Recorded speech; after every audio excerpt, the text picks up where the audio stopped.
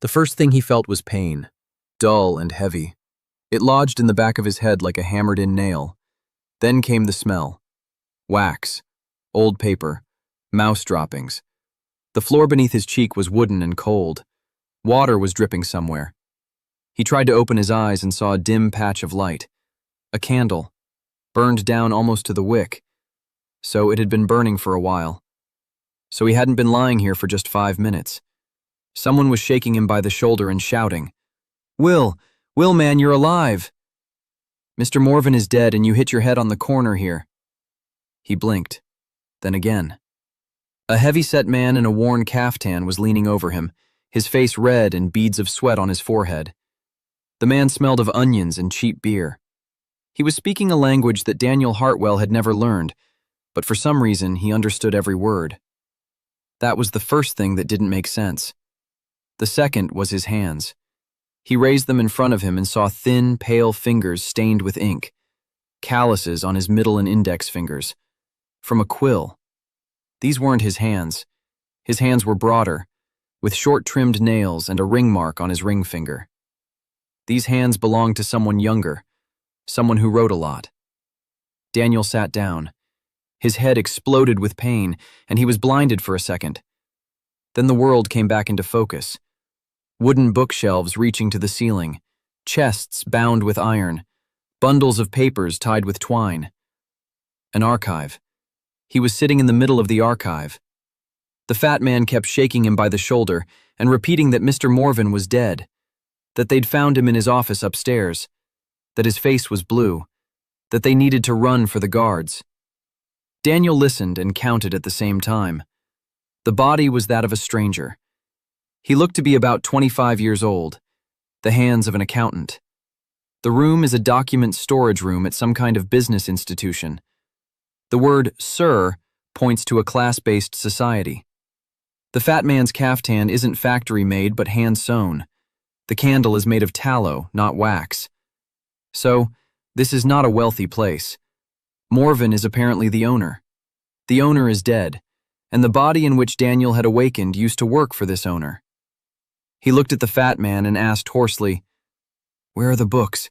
Where are Mr. Morven's ledgers?" The fat man froze. Then he slowly removed his hand from Daniel's shoulder. Something had changed in his gaze. Young Will Hartwell had been a quiet guy, polite. He stuttered slightly when he was nervous. But this Will looked as if he were already calculating how much everything around him was worth. The fat man's name was Bert. He'd been a janitor and porter at old Morven's office for 11 years. He didn't understand the question. What books? There were only books here. The entire basement was filled with books. Daniel stood up. His legs wouldn't quite obey him. His head was spinning, but he'd already seen what he needed. In the far corner of the archive stood a separate bookcase. It wasn't like the others. The wood was darker. There was a lock on the door, and there was less dust on it. That meant it was accessed more often. That meant it didn't contain old junk, but working documents. He took 3 steps and reached for the lock. It was locked. He turned to Bert. "The key to that cabinet. Where is it?" Bert shook his head. "On Mr. Morven's belt.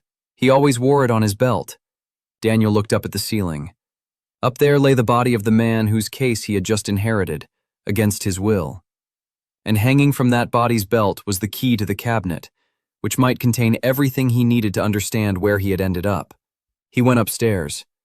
Bert shouted after him that he shouldn't, that the guards hadn't arrived yet, that touching the body was a sin. Daniel didn't listen. The staircase was narrow and creaked with every step. Upstairs it smelled different, like ink, like fine wood, and something else, something bitter and sweet at the same time. He pushed open the study door and saw Morven. The old man was lying face down on the desk. His arms hung down at his sides. An overturned goblet stood next to his right hand. A dark stain had spread across the desk. Wine. Daniel didn't look closely at the face. He'd seen enough dead people in his files. He didn't want to see the living. He walked around the desk. A belt. A bunch of keys on a leather strap. 4 keys. 1 small bronze key with a simple bit. It was the key to the cabinet downstairs. He knew this as surely as he knew that 2 times 2 equals 4. The body gave him the clue. Will Hartwell's memory hadn't vanished entirely. It lay somewhere at the bottom, like sediment in a bottle. Blurred, fragmented, but enough. He took the keys from the dead man's belt and went back downstairs. Bert was standing at the foot of the stairs, white as a sheet. Daniel walked past him to the cabinet. He inserted the key. He turned it. The door opened. Inside lay books. 4 thick volumes in leather bindings, and a stack of loose sheets tied with a red ribbon. He took out the first volume, opened it. Columns of numbers, names, dates, amounts.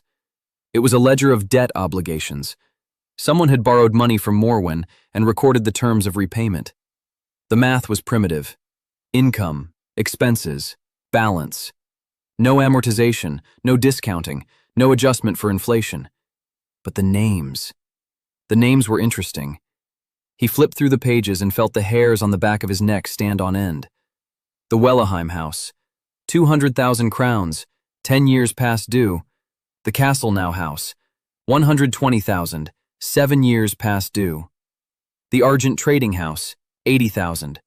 The Marsen house. 400,000. These weren't shopkeepers or small-time merchants. Judging by the amounts and the notation, His Excellency, next to some of the names, these were members of the nobility. High nobility. Daniel sat down right on the floor, placing the book on his lap, and began to tally the figures. An hour later, he knew 3 things.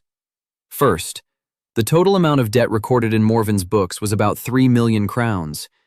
He didn't yet know how much that was in terms of real purchasing power, but the scale was obvious. Second, most of these debts were uncollectible in the sense that the debtors hadn't paid for years, and Morven hadn't taken any action to collect them. He simply recorded them, as if he were collecting them. Third, the last 20 pages of the 4th volume were written in a different cipher, not numbers, but letters and symbols that Daniel couldn't read. Morven was hiding something even from his own archives. He closed the book. He looked at his own unfamiliar hands, then at the candle, which had almost burned out. Then he said aloud, "All right, I don't know where I am. I don't know when I am. But I do know that the dead man upstairs has I owe us for half the local aristocracy, and now the keys to those I owe us are in my pocket."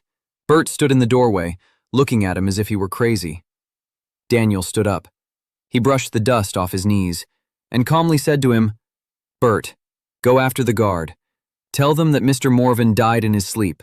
His heart stopped. Don't touch anything upstairs. I'll stay here and keep an eye on the archives." Bert opened his mouth, closed it. He opened it again. Then he turned silently and left. Daniel waited until the footsteps faded away. Then he took a stack of papers tied with a red ribbon out of the closet and began to read. These weren't I owe us. They were letters, written in the same hand, addressed to Morwen, unsigned. Each one said more or less the same thing, that the package had been received, that the interest rate had been agreed upon, that no one must know. The last letter was dated 3 days before Morwen's death. It contained a single sentence: "The books must disappear." Daniel slowly folded the letters back into the envelope. Morven had been murdered. It was obvious. The overturned goblet, the blue face, the bittersweet smell, poison in the wine. Someone wanted those books to burn along with their owner, but the owner had died upstairs, and the books remained downstairs. And instead of a dead old man, they were found by a man who had spent 13 years on Wall Street, unraveling schemes far more complex than this one. Daniel tucked the letters into his shirt front. Then he locked the cabinet. Then he sat down at Will Hartwell's desk by the wall next to the melted candle and waited. The new owner would arrive in the morning, whoever he might be. And this owner would see a quiet, polite young man with ink-stained fingers. Nothing dangerous, nothing out of the ordinary. Just a boy with some papers. Morning came along with the rain and a man named Olson. Gregor Olson was a short, stocky man in his 50s, with the face of someone who had spent his whole life counting other people's money and had grown tired of it. He entered Morven's office in a wet raincoat, accompanied by 2 city guards who remained at the door. The police had already taken the body away. But whose? Bert told everything just as Daniel had instructed. His heart had stopped. The old man was in poor health. Everyone knew it. Olson did not go upstairs. He sat down at a table in the lower hall and placed a rolled-up piece of paper with a seal in front of him. It was a will. Morven had left no heirs. His business, his office, his archives, and all his obligations were to pass to his closest business partner, Gregory Olson. Daniel stood against the wall and listened. Olson read the document aloud. Then he looked at him. "Your will." Daniel nodded. Olson looked him up and down. Skinny, pale, ink-stained fingers. A boy. Morven said, "You're sharp." He said you can calculate faster than any clerk in the port. Daniel didn't deny it. He said he'd worked for Mr. Morven for 3 years and knew the archives better than anyone else. Olson snorted. Then he scanned the shelves, chests, shelving units, and he asked the only question that mattered. "How much is here?" Daniel was ready for this. He'd spent the entire night poring over Morven's books without sleeping a wink. He knew the figures by heart. But he couldn't reveal the actual amount. Olson wasn't supposed to know the scale. Not yet. Daniel replied that the archive contained about 40 active debt obligations, totaling approximately 600,000 kroner. It was the truth. A partial one. He'd mentioned only the first volume. Only the small IOUs, merchants, artisans, a few impoverished barons. Olson nodded. 600,000, half of which will never be repaid. Morven had always been too soft. He'd lend money to just about anyone. Then he'd feel sorry for them and wouldn't demand repayment. He looked at Daniel. "All right, kid. You're staying. Your salary is 12 crowns a month. You'll work here. You'll organize the archives. Every week you'll bring me a summary to the office on Birch Street. Any questions?" Daniel wanted to ask 100 questions. About currency, about social classes, about laws, about how this world he'd found himself in worked. But Will Hartwell didn't ask those kinds of questions. Will Hartwell had known all that since birth. So Daniel asked just one. "Mr. Olson, may I use the archives outside of working hours to study the old records?" Olson shrugged. "You might as well live here." Morven had lived here, and left. Daniel was left alone. For the first time in 12 hours, he allowed himself to exhale. Then he sat down at the table, lit a new candle, and began to work. The first 2 weeks were the hardest time in both of his lives. During the day, he did what was expected of Will. He sorted receipts, rewriting them in clean copy. He checked the numbers. He took the reports to Olson. He was quiet, polite, inconspicuous. At night, the real work began. He studied, not like a student using textbooks, but like a spy using intercepted documents. Every receipt in the archive was a window into the world. From Baron Tresville's promissory note, he learned that the imperial krone was divided into 20 silver marks, and a mark into 12 copper groschen. That the annual income of a minor baron ranged from 3 to 5,000 crowns, while that of a Grand Duke ranged from 80 to 150. That the standard usury rate in the capital was 12% per annum, while in the north it reached 20%. From Morven's correspondence with the Chamber of Commerce, he pieced together a map of the empire. The capital, a sternhold, stood on the coast by a wide bay. To the north lay mountains and tribes that the empire called barbarians. To the south lay fertile plains. To the east lay the sea route to distant island powers. From the guild registers he learned the hierarchy: the emperor, the chancellor, the grand dukes, the counts, the barons, the knights, and below them all, the rest: merchants, artisans, sailors, and accountants, such as Will Hartwell. They had no coat of arms, which meant they had no voice. His testimony in court was worth nothing against the word of a nobleman. His life was, technically, worth less than a knight's horse. He wrote everything down on separate sheets of paper, which he hid in a secret compartment under the floorboard. He drew a map from memory. He compiled a list of families and their deaths in 2 copies, one in the hiding place, the other in his head. By the end of the 2nd week, Daniel knew enough to understand the gravity of his situation. He was a nobody, literally. A man without a voice in a world where a voice was bought with blood and a coat of arms. But in his basement lay papers that could destroy a dozen great families. And no one but the dead Morven knew about these papers. And Morven had kept silent. As the second week drew to a close, he decided it was time. Olsen came by for his weekly report as usual. He sat down. He placed his hat on the table. Daniel handed him the standard report. Olsen skimmed it. He nodded. Everything as usual. Small payments, overdue payments, one hopeless IOU written off. Then Daniel placed a second sheet in front of him. Olsen raised an eyebrow. What's this? Daniel said he'd found some IOUs in the archives that Morven, for some reason, had kept separate. The Velleheim house. Total debt, 200,000 kroner. 10 years past due. Olsen laughed. He laughed for a long time. Then he wiped his eyes and said, Will, these papers are junk. The Velleheims haven't paid in 10 years. They owe 200,000, and all their property is mortgaged twice over. I knew Morven was holding on to this junk. I told him to throw it away. He wouldn't listen. Sentimental old man. Daniel waited until Olsen had finished laughing. Then he placed a third sheet of paper next to it. Olsen picked it up with a smirk. He started reading. The smirk vanished. Daniel spoke calmly. The Velleheims owe you 200,000. That's true, but they also owe the Castelln house 300,000. 80,000 to the Argent Jewelers Guild, and 3 years ago, they mortgaged the northern mines to the merchant Brandt for 150,000. That comes to over 700,000 crowns in debt. Olsen stopped biting his lip. He was listening. Now this was important. Daniel continued. The Velleheim's northern mines bring in 40,000 crowns a year, if they're managed properly, rather than leased out for a pittance as they are now. He proposes the following. To buy back the promissory note from Brandt for 10,000 crowns. Brandt doesn't believe he'll ever see the money, and will settle the debt for 15% of its face value. The man is desperate. Then, buy out the debt from the Jewelers Guild for 20,000. They're on the brink of bankruptcy and will be happy to get anything at all.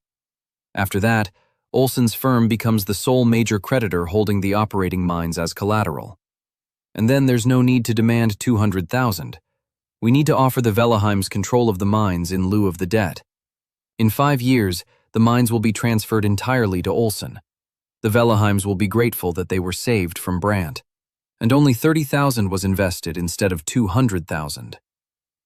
Olsen sat motionless. He stared at the sheet of paper as if it were written in an unknown language. Then he looked up at Daniel. Then he lowered his eyes back to the paper. Then he stood up. He walked over to the shelf against the wall. He took out a bottle. He poured himself a full glass of wine. He drank it, poured a second, turned to Daniel. My boy, you're either a genius or the devil. Daniel smiled politely. Mr. Olsen, I'm an accountant. It's one and the same. Olsen finished his second glass, sat back down, was silent for a minute. Then he said, All right, let's say I believe you. Let's say you haven't gone mad. How do you know all this? About Brandt, about the guild, about the copies? Daniel replied simply, It's all in the papers. Morven collected receipts for 20 years. He knew who owed whom. He just didn't know what to do with it. That was only half true. Morven really did know. But only someone who had spent 13 years doing exactly that could piece together a single chain of debt from dozens of scattered records. In a world where spreadsheets hadn't yet been invented, Daniel saw connections that were invisible to everyone else. Olsen was silent for a long time. Then he said, Listen, kid, I'll give you the money for Brandt, 30,000. If the copies are ours in 3 months, I'll double your salary. If not, you'll pay me back every penny. Daniel nodded. Olsen left. Daniel closed the door. He sat down at the table, and he allowed himself to smile. Not a polite one, not for public consumption. A genuine smile. The first step had been taken. 30,000 kroner of someone else's money and permission to act. In his past life, this was called a seed round. Here, it didn't have a name. But the essence was the same. Someone had given him capital. Now he had to turn it into leverage.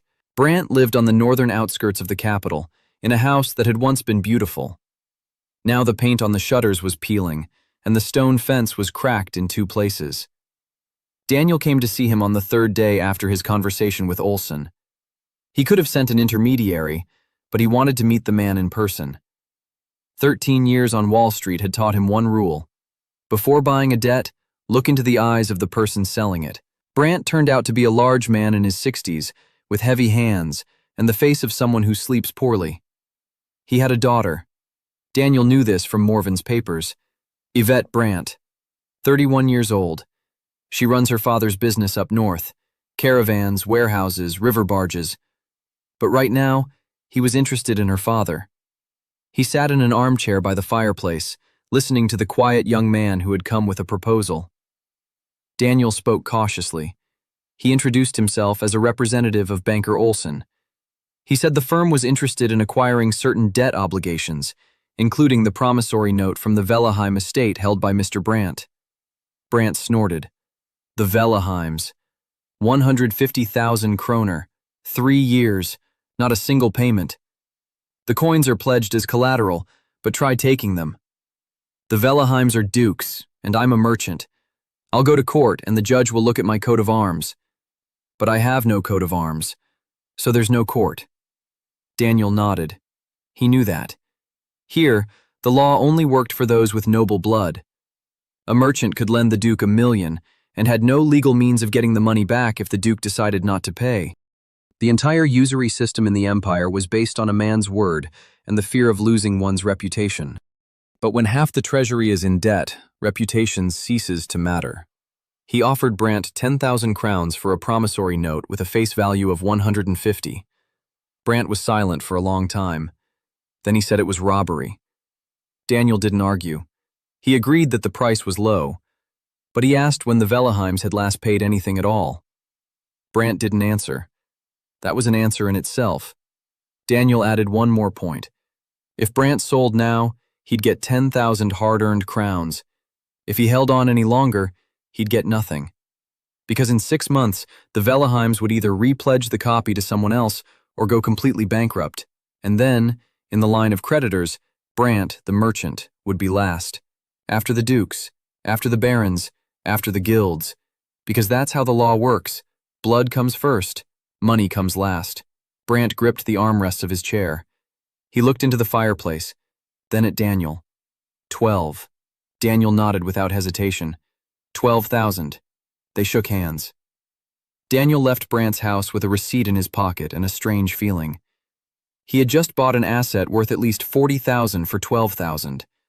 And the man he'd paid was grateful.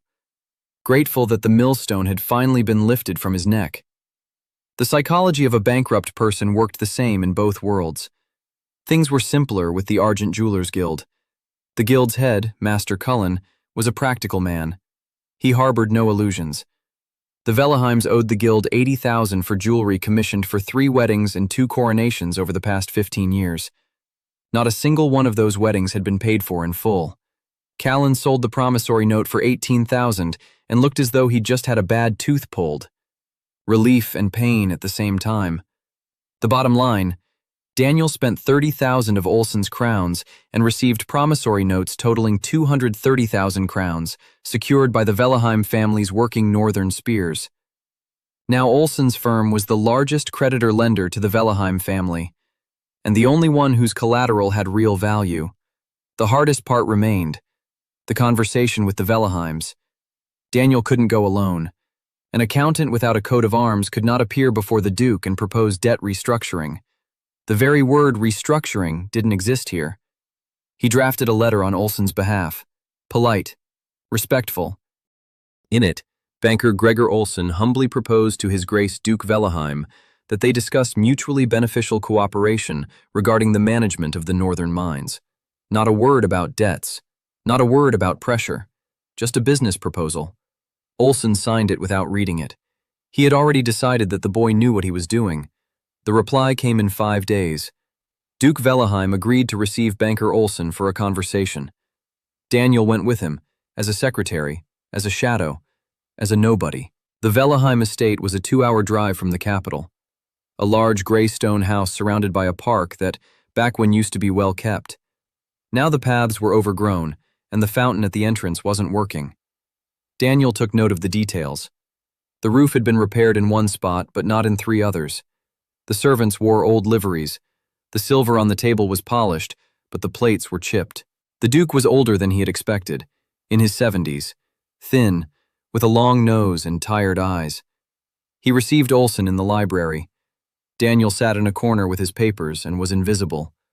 Olsen spoke the words Daniel had written for him, word for word. They discussed the Copas as a business venture rather than as collateral. The Duke listened warily at first, then with interest, then with something resembled hope. The gist of the proposal was simple. Olsen's firm would take over management of the Northern Copas for 5 years. All income from the Copas would go toward repaying the debt. The Duke wouldn't pay a single krona out of his own pocket. In 5 years, if the debt was repaid, the Copas would be returned to the Velleheims. If not, they would go to Olsen. The Duke didn't know that "if not" was the only realistic option. Daniel did the math. The mines would bring in 40,000 a year if managed properly. Over 5 years, that's 200,000. The Velleheims' total debt to the firm, after buying up all the promissory notes, amounted to 430,000. 200,000 is less than 430,000. The mine would pass to Olsen. But the Duke didn't see it that way. The Duke saw a way out. For the first time in 10 years, someone had come to him not with a demand, but with an offer. Not with contempt, but with calculation. He agreed that very evening. Olsen and the Duke shook hands. Daniel, in the corner, wrote down the terms. No one looked at him. On the return trip in the carriage, Olsen remained silent almost all the way to the capital. Then he turned to Daniel and said, "You knew that he'd agree. You knew from the very beginning." Daniel replied that he knew, because the Duke had no other choice. Not because there really was no choice, but because the Duke saw no other choice. And that's the same thing. Olsen looked at him in the dim light of the carriage, and for the first time, Daniel saw in his eyes not just curiosity. It was fear. A slight fear, almost imperceptible, but real. Olsen wasn't afraid of Daniel. He was afraid of what Daniel might do. They returned to the capital late in the evening. Daniel went to his office. He lit a candle. He sat down at the table. He opened the notebook in which he recorded his actual calculations, the ones no one had seen. The first page. Operation Velleheim. 30,000 kroner invested. 430,000 in debt obligations acquired. Control gained over mines with an annual income of 40,000. Expected time frame for full transfer of assets, 5 years. Net profit upon sale, at least 150,000. He turned the page. Second entry, incidental acquisitions. In the process of buying up debts, information was obtained regarding the financial situation of 4 more major houses. The Castlenow house. Debt, 120,000. No collateral. But there are eastern meadows suitable for growing flax. The Marson house. Debt, 400,000. This is the largest. Collateral, the port at Vernau. The port's potential value, if properly managed, is at least 1 million. And more entries, more names, more amounts. Morven had been collecting this data for 20 years and had never used it. Daniel intended to make use of every single page. A month after the deal with the Velleheims, Olsen summoned Daniel to his office on Birch Street. Olsen's office was a completely different place. Clean floors, nice furniture, 2 large windows overlooking the street. 3 clerks in neat jackets sat at their desks, their quills scratching away. Olsen was waiting in his office. On the desk in front of him lay a folder containing the calculations for the mines. The first reports from the Velleheim mines. Daniel sat down across from him. Olsen tapped the folder with his finger. "You were right. The mines are producing. The foreman you recommended increased output by 1/3 in the first month, simply because he stopped paying the former foreman who was stealing half the output." Daniel nodded. He knew. He'd found that foreman himself. a former mining foreman from the eastern provinces. Honest, rough around the edges, can't do math but knows how to dig. Daniel needed people like that, specialists who do one thing well and don't ask questions. Olson closed the folder. He looked at Daniel and said what Daniel had been waiting for. Listen, kid, I'm giving you an office and 3 assistants. Do whatever you need to do, but I want to see every krona you spend in the report. Daniel thanked him, calmly, without unnecessary words. He got what he wanted, his own space, a small budget, and most importantly, legitimacy. Now he wasn't acting like a paper-pushing clerk, but as a junior partner to banker Olson. It wasn't much, but in a world where a name decides everything, even a little is a lot. They assigned him an office at the far end of the hallway in Olson's office. A small room with a single window, a desk, and 3 stools. He chose his 3 assistants himself. The first was Tom, a 22-year-old guy from the docks, quick, nimble, literate, which was a rarity among dock workers. Daniel noticed him when he brought a package of papers from customs and while waiting in the reception area, read a document lying face down on the clerk's desk. The second was Henrik, an elderly clerk who'd been fired from the city office for drunkenness. But his handwriting was the best in the capital, and he knew every official in City Hall by name. The third was a young woman. It was a risk. Women didn't work in the capital's offices, but Daniel needed someone who could go where men weren't allowed, to laundries, to markets, into houses through the back door. Her name was Nina, 16 years old, an orphan. She lived at the church. She could calculate in her head faster than Daniel could on paper. He found her when she was selling apples by the harbor and giving change without even looking at the coins. Every time, she got it right. He walked up and asked her what 17 times 13 was. She answered in a second. 221. He offered her a job. She asked how much she'd be paid. He said 8 crowns a month and meals. She asked if she could live at the office. He said she could. She followed him without looking back. Now Daniel had a team. Small, untrained, but his. The first thing he did was teach them to keep quiet. Not figuratively. Literally. He gathered them in his office and explained the rule. Everything that happens in this room stays in this room. Anything you see in the documents I give you doesn't exist outside these walls. If any of you talk about our work at a tavern, at the market, or in bed with a girl or a guy, I'll find out. Not because I'm watching you, but because the people we're tracking are watching everyone. And if they find out about us first, we won't lose our jobs. We'll lose our heads. Tom nodded. Henrik nodded. Nina looked at him silently. Then she asked, "What exactly are we doing?" Daniel replied, "We buy paper, and we sell peace of mind." She didn't understand, but a month later, she understood it better than anyone. The second step was a front company. Daniel couldn't buy up debts in Olson's name. It would be too conspicuous. A single banker methodically collecting receipts from the elite would attract attention within a week. He needed a front, someone with a clean record, unconnected to Olson, unconnected to him. He found her at the port. A sailor's widow named Agnes Farrow, 53 years old, quiet, unassuming. She ran a small shop by the pier where she sold rope and sailcloth. Daniel approached her with a proposal. She would close her shop, open a trading company. The name? Argentine. A sign, a seal, articles of incorporation, everything was legal. She was the nominal owner.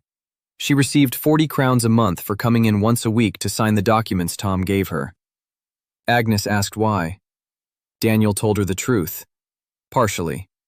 He needed to conduct business through a person who wasn't connected to Olson's bank. It was legal, just more convenient. Agnes thought about it. She asked if she'd get into trouble. Daniel said no, as long as she did only what he asked. Agnes agreed. 40 crowns a month was twice as much as the shop brought in. A week later, Argentine Trading Company was registered with the City Chamber of Commerce. A small office in the port. One room, one sign, one desk where Tom sat and received visitors. Formally, the Argentine Trading House dealt in the purchase of commercial debts, fabrics, grain, and metals that suppliers couldn't collect from their buyers. It was a common business. There were dozens of such offices in the port. No one paid any attention to yet another one. But entirely different kinds of documents passed through Argentine. Small debts owed by the nobility, those too small for serious bankers to handle, yet too large to be written off.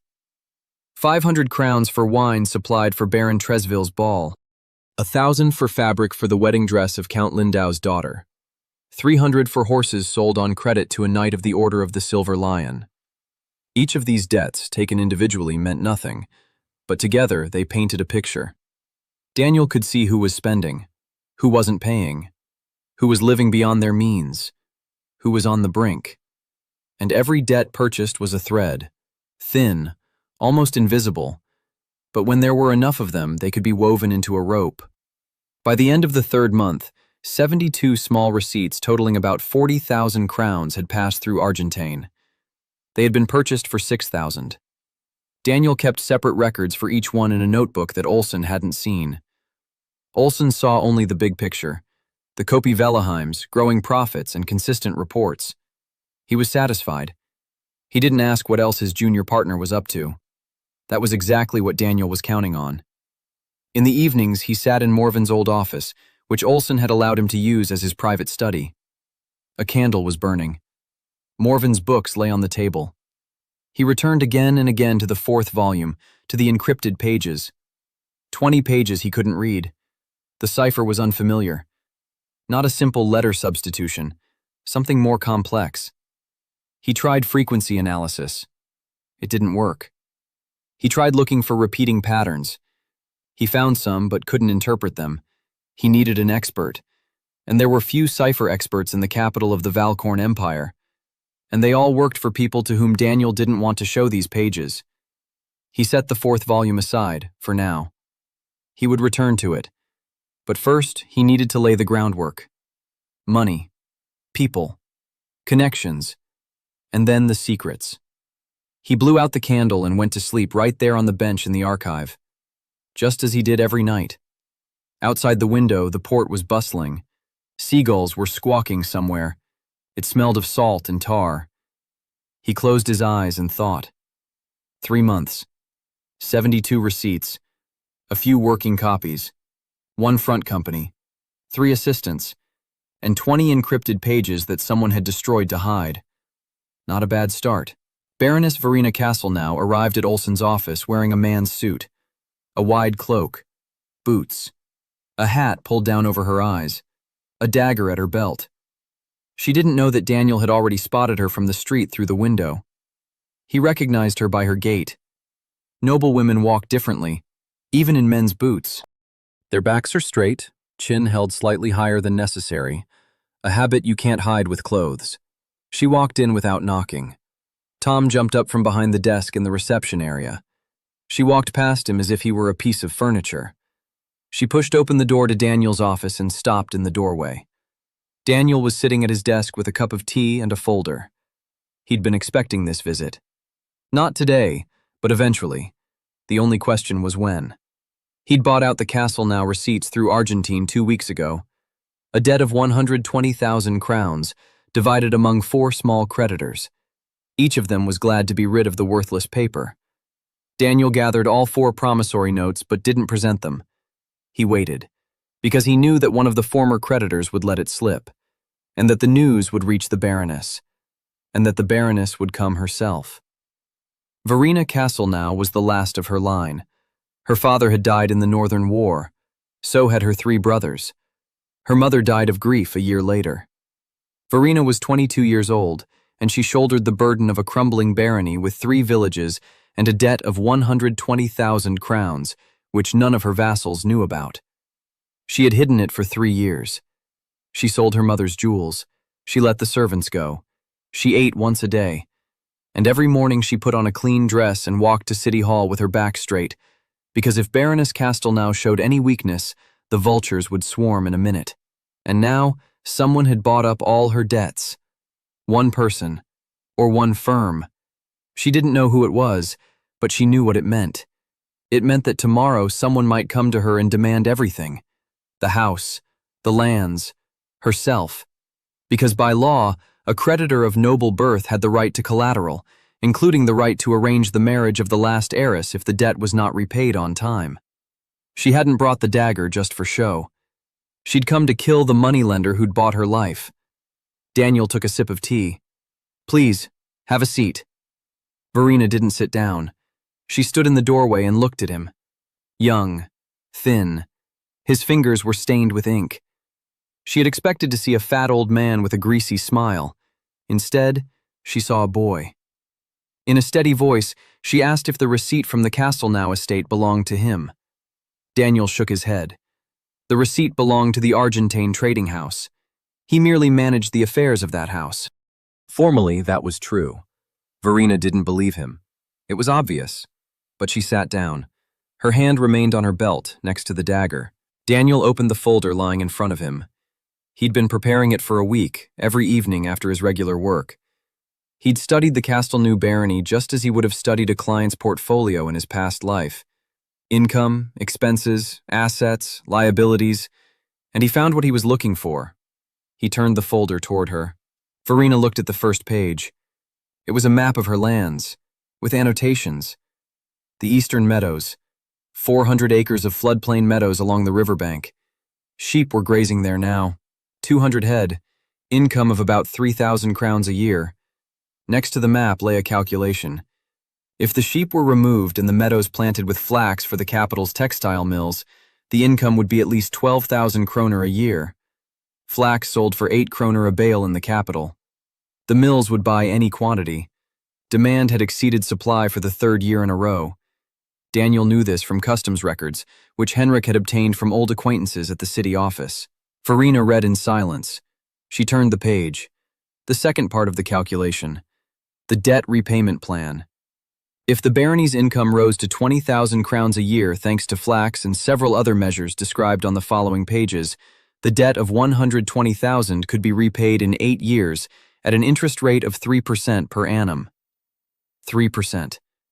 The standard usury rate in the capital was 12%. Verena looked up. For the first time during their entire conversation, something other than rage appeared in her eyes. Bewilderment. Daniel spoke up. He said he had no interest in ruining the House of Castlenow, that a bankrupt debtor is a dead asset that brings nothing but trouble, that a living debtor who pays regularly and whose income is growing is the best investment in the world. He said he was offering her a partnership, not charity. Argentine is financing the conversion of the Eastern Meadows to flax, purchasing seeds, hiring workers. The first year will be a loss. Argentine will cover it. In return, 30% of the income from the meadows will go toward the debt. The remaining 70% remains with the Baroness. In 8 years, the debt will be paid off. The meadows will still be hers. The barony will still be hers. And the reputation of the House of Castlenow is not merely preserved, but restored. Verena looked at him for a long time. Then she took her hand off the dagger. Then she asked why. Why was he doing this? He could have demanded land. He could have demanded marriage. He could have simply waited and taken everything when she could no longer pay. Why give her a way out? Daniel replied, because Baroness Castlenow, having restored her family's honor, is worth more than all her meadows put together. People will speak of a miracle, of how a young woman single-handedly raised a house from the ashes. Merchants will want to do business with her. Other nobles will want to follow her example. And no one will know that behind this miracle lies a small office in the port. Verena was silent. She looked at the calculations, then at him, then back at the calculations. Daniel seized the moment.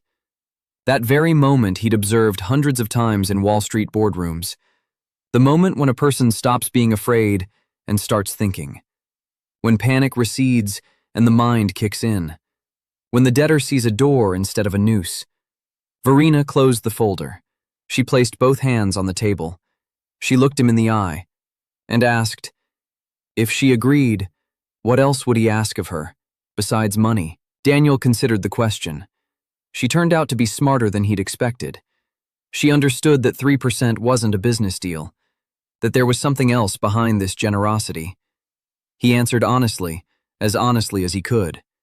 He said he needed a name, not her name, but the name of an aristocrat who could enter halls where he was barred, sign papers he couldn't sign, and speak with people who wouldn't deign to talk to a bank clerk. He said he had the accounts and the money, but no coat of arms. And in this empire, accounts without a coat of arms are just pieces of paper. Verena was silent for another minute. Then she stood up. She took off her hat. Her red hair fell onto her shoulders. She held out her hand. He shook it. Her hand was small, stiff, with calluses not from a quill, but from rains. She said she agreed. But if he cheated her, she would find him and use the dagger for its intended purpose. Daniel replied that he accepted the terms. She left the same way she had come, through the front door, past Tom, who had jumped up from the table again, past Henrik, who was watching her leave, past Nina, who was standing in the hallway and had seen everything through the slightly ajar door. Daniel was left alone. He finished his tea. It had gone cold. Then he opened his notebook. A new entry. Operation Castle now. Initial investment, about 4,000 crowns for seeds and laborers. Expected return in a year and a half. Debt, 120,000 crowns at 3%. It was a bad deal, by any banker's standards. 3% didn't even cover inflation. But Daniel wasn't buying money. He was buying a person. Baroness Verena Castlenow would become his figurehead in the world of the aristocracy. His voice, his coat of arms, his gateway to the halls where the fate of the empire was decided. And she would do this not because he forced her to, but because he was the only one who looked at her ruins and saw in them not disgrace, but a mission. He turned the page. On a blank sheet he wrote the title, Secret Trade Alliance. Members. Number 1, House Casteln, Baroness Verena. Status, active. Role, alliance representative in high society. That was the first stone, the foundation. Now he needed a second, and a third, and 5 more. He closed the notebook, blowed out the candle, lay down on the bench, and for the first time in 3 months, in a foreign body, in a foreign world, in a foreign life, he felt something resembling peace. Not because it had become safe, but because he finally had a plan. And that plan was starting to work. Nina was the first to bring the news. She returned from the market soaked from the rain, her eyes burning with that special expression Daniel had learned to recognize over the past few months. She'd found something. Nina said that at the East Pier, they were selling off the property of the Hedon Embassy, furniture, dishes, rugs, all at bargain prices. The merchants were laughing and saying that the islanders had played their hand, that the ambassador had died 6 months ago and his family was sitting in the embassy house without a penny, waiting for a ship that would never come. Daniel set down his quill. Hedon, an island power to the east. He knew about it from Morven's papers. 3 trade routes, silk, spices, porcelain. The Valcorn Empire purchased 200,000 crowns worth of goods from Hedon each year. But diplomatic relations were fragile. Hedon was considered an outsider, an islander, an outsider. Ambassadors were tolerated as long as they were useful. When they ceased to be useful, they were forgotten. He asked Nina if she knew the ambassador's family name. Nina knew. Lee. Ambassador Lee Jae-hoon. He had died of a fever. His daughter remained. Lee So-ae, 24 years old. Daniel opened the 4th drawer of the desk where he kept folders on unfinished business. He found the one he was looking for, the Hedon Embassy. He'd stumbled upon these records a month ago while sorting through Morven's archives.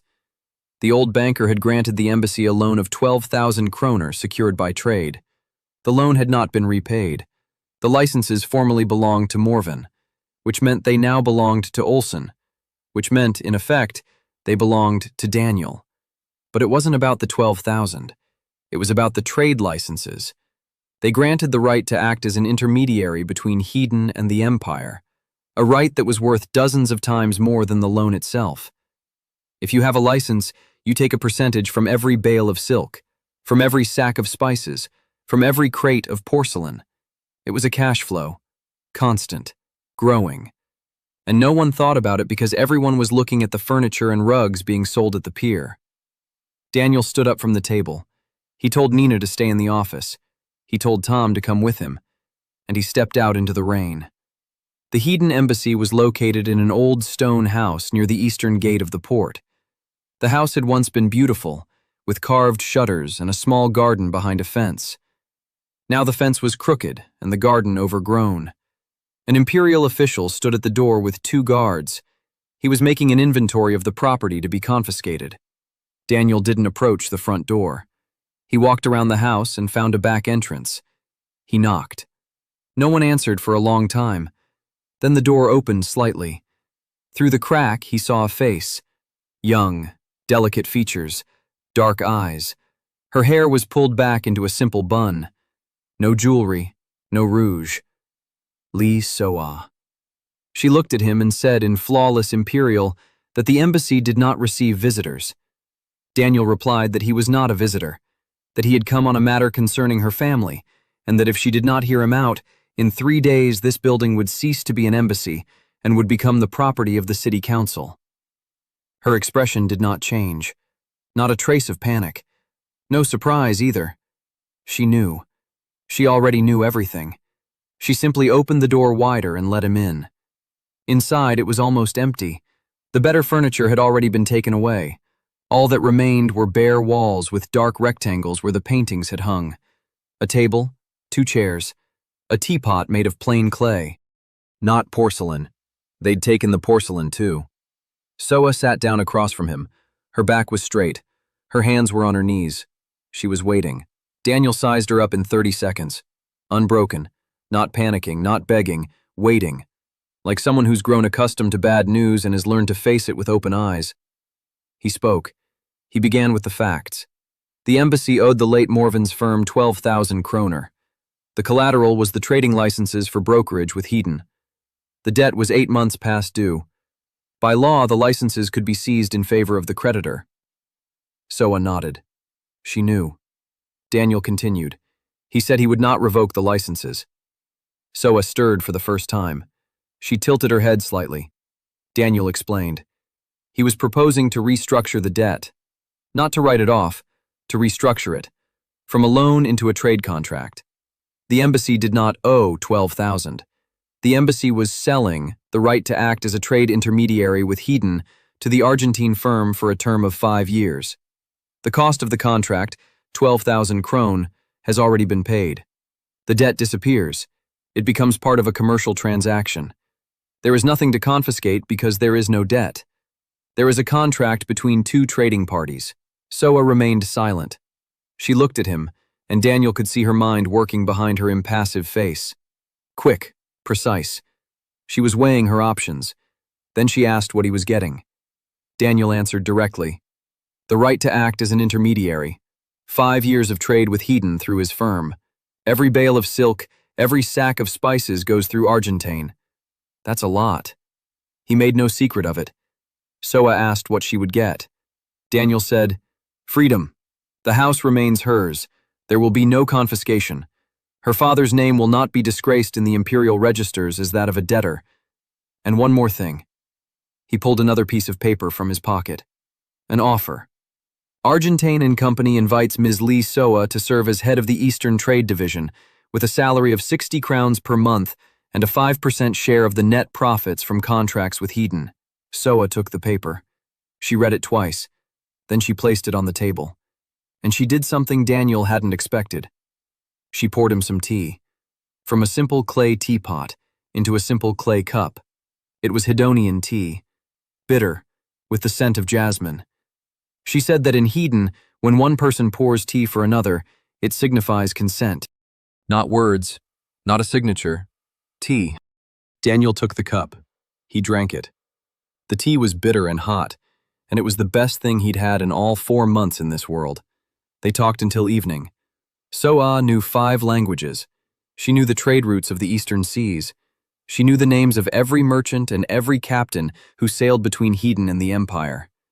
She knew who was honest and who wasn't, who paid on time and who held up payments, who smuggled contraband disguised as spices. Her 6 years at the embassy hadn't been in vain. Her father was a diplomat, but she was his eyes and ears in the marketplace. She kept his records. She translated his letters. She did work for which no one paid her, and which no one noticed because she was a woman and a foreigner. Daniel listened and took notes. When it grew dark, he stood up. He thanked her for the tea. He said that Tom would bring the papers for his signature tomorrow. Soa walked him to the back door, and just as he was stepping outside, she said quietly, without looking him in the eye, "Mr. Hartwell, you are the first person in this empire to whom I do not have to curtsy." Daniel didn't know what to say. He simply nodded and stepped out into the rain. On his way back to the office, he thought to himself, Soa is not just a valuable specialist, it's a gateway to the East. Hedon traded with 4 powers.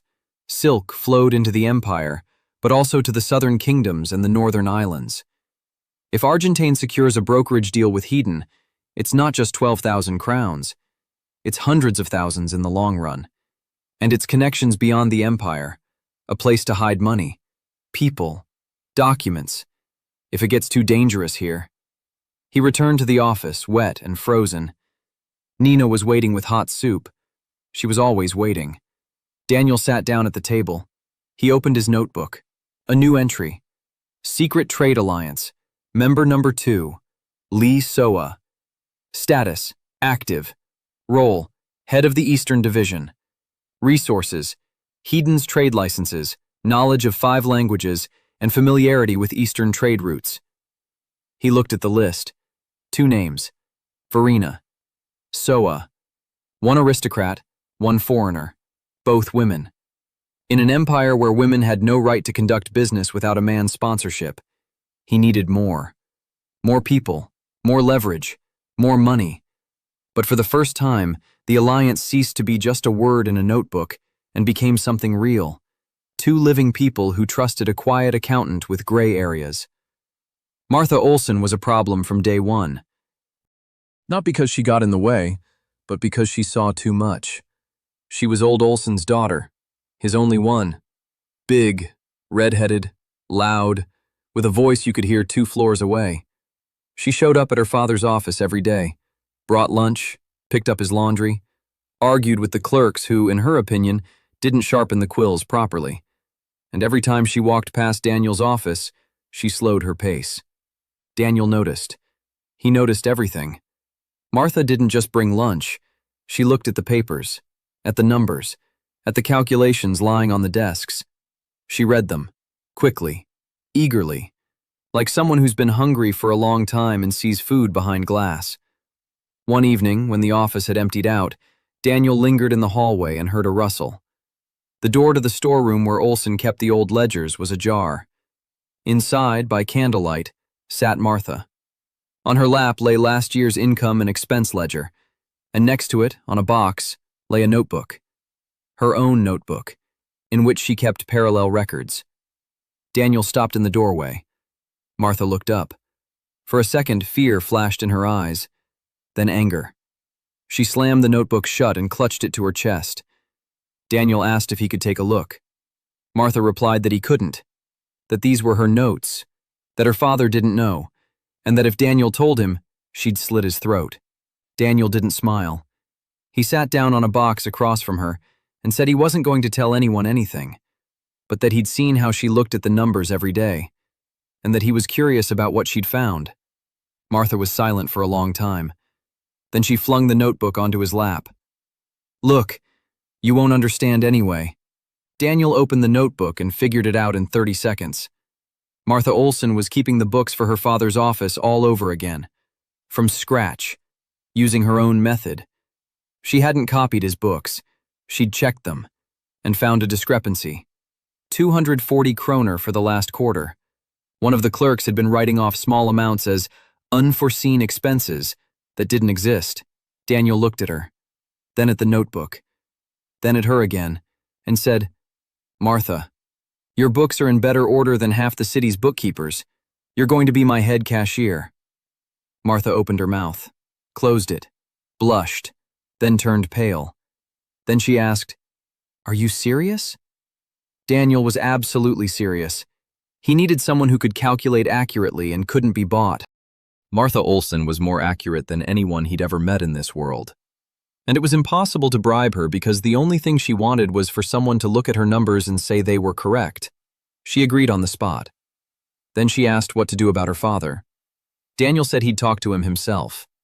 The next morning, he went to see Olsen and said he needed one more person, a treasurer, someone who would keep separate records of all of Argentine's transactions. Olsen asked who he had in mind. Daniel replied, "Your daughter." Olsen fell silent. His face turned to stone. He said that Martha wasn't an employee, that she was a woman, that she needed to get married, not work in an office, that he'd raised her alone for 26 years after his wife's death, and not so she could sit in the basement shuffling papers. Daniel listened. Then he placed Martha's notebook in front of Olsen. It was open to the page showing a discrepancy of 240 kroner, and he said, "Mr. Olsen, your clerk, Fritz, is stealing 240 kroner from you every quarter. I didn't find this. Your daughter did. She's been keeping parallel books for your office for 2 years now. Because you didn't give her the real ones." Olsen looked at the notebook, then at Daniel. Then he was silent for a long time. Then he stood up from the desk and left the office. Daniel heard him go upstairs to the living quarters. He heard something crash. He heard Martha scream. Then she fell silent. Then Olsen screamed. 20 minutes later, they both came back down. Olsen was red-faced. Martha was red-faced.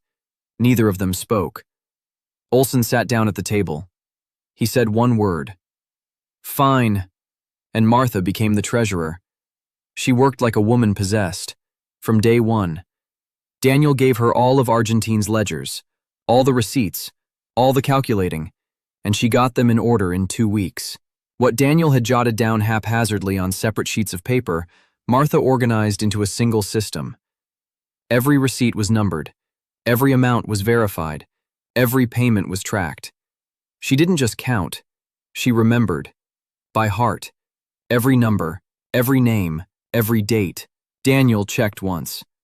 One evening in passing, he asked her how much the Tresville household currently owed based on 3 receipts, taking the latest payment into account.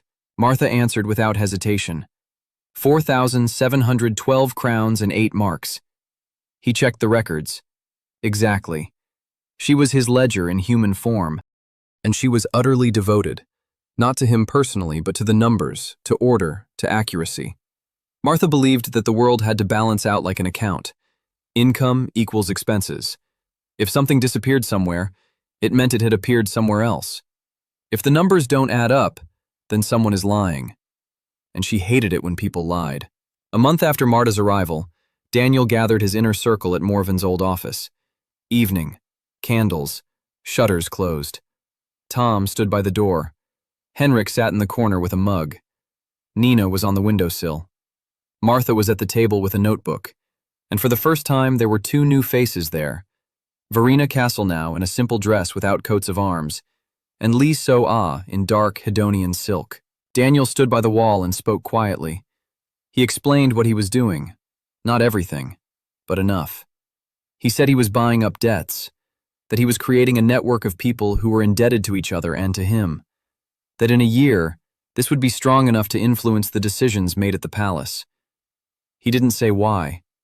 He didn't mention Morven's books. He didn't mention the encrypted pages. He didn't mention the murder. Everyone in the room knew exactly as much as they needed to know. Tom knew about Argentine and the small debts. Henrik knew about the connections in the chancellery. Nina knew about the numbers in the market. Marta knew about all the money. Verena knew about the aristocrats.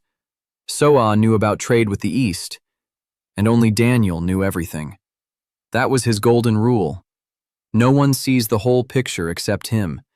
Because if someone sees the whole picture, that person becomes a threat, or a target, or both. He finished. He asked if there were any questions. Verena asked how much time they had. Daniel replied that he didn't know for sure, but that sooner or later, someone would notice. Someone would start asking questions. And when that happens, they have to be ready. So-ah asked what ready meant. Daniel replied, "It means that by that point, each of them must be indispensable to someone very important, because they don't touch the indispensable ones." He dismissed everyone. Martha was the last to leave. At the door, she turned around and said, "Hartwell, I found another discrepancy. In Morven's old books, in the first volume, an entry for the 3rd month of the year before last. The total is off by 400 crowns. Daniel asked which entry. Martha named it. The Marson household. Daniel nodded. He said he'd look into it. Martha left. Daniel closed the door. He sat down at the table. He opened the first volume of Morven's ledger to the specified page. Martha was right. There was a difference of 400 crowns. Morven had recorded that he'd received a payment of 5,600 from the Marsons, but the receipt showed a total of 6,000. 400 crowns were missing. Morven hadn't recorded them as income. Where had they gone? It could have been a simple oversight. The old man might have made a mistake. But Morven didn't make mistakes. His books were flawless, with the exception of the 4th volume with the cipher. The 400 crowns had been deliberately omitted. Daniel turned the page, then another, and found yet another missing entry just like it.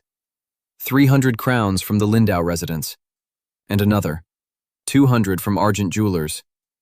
Morven was keeping 2 sets of books.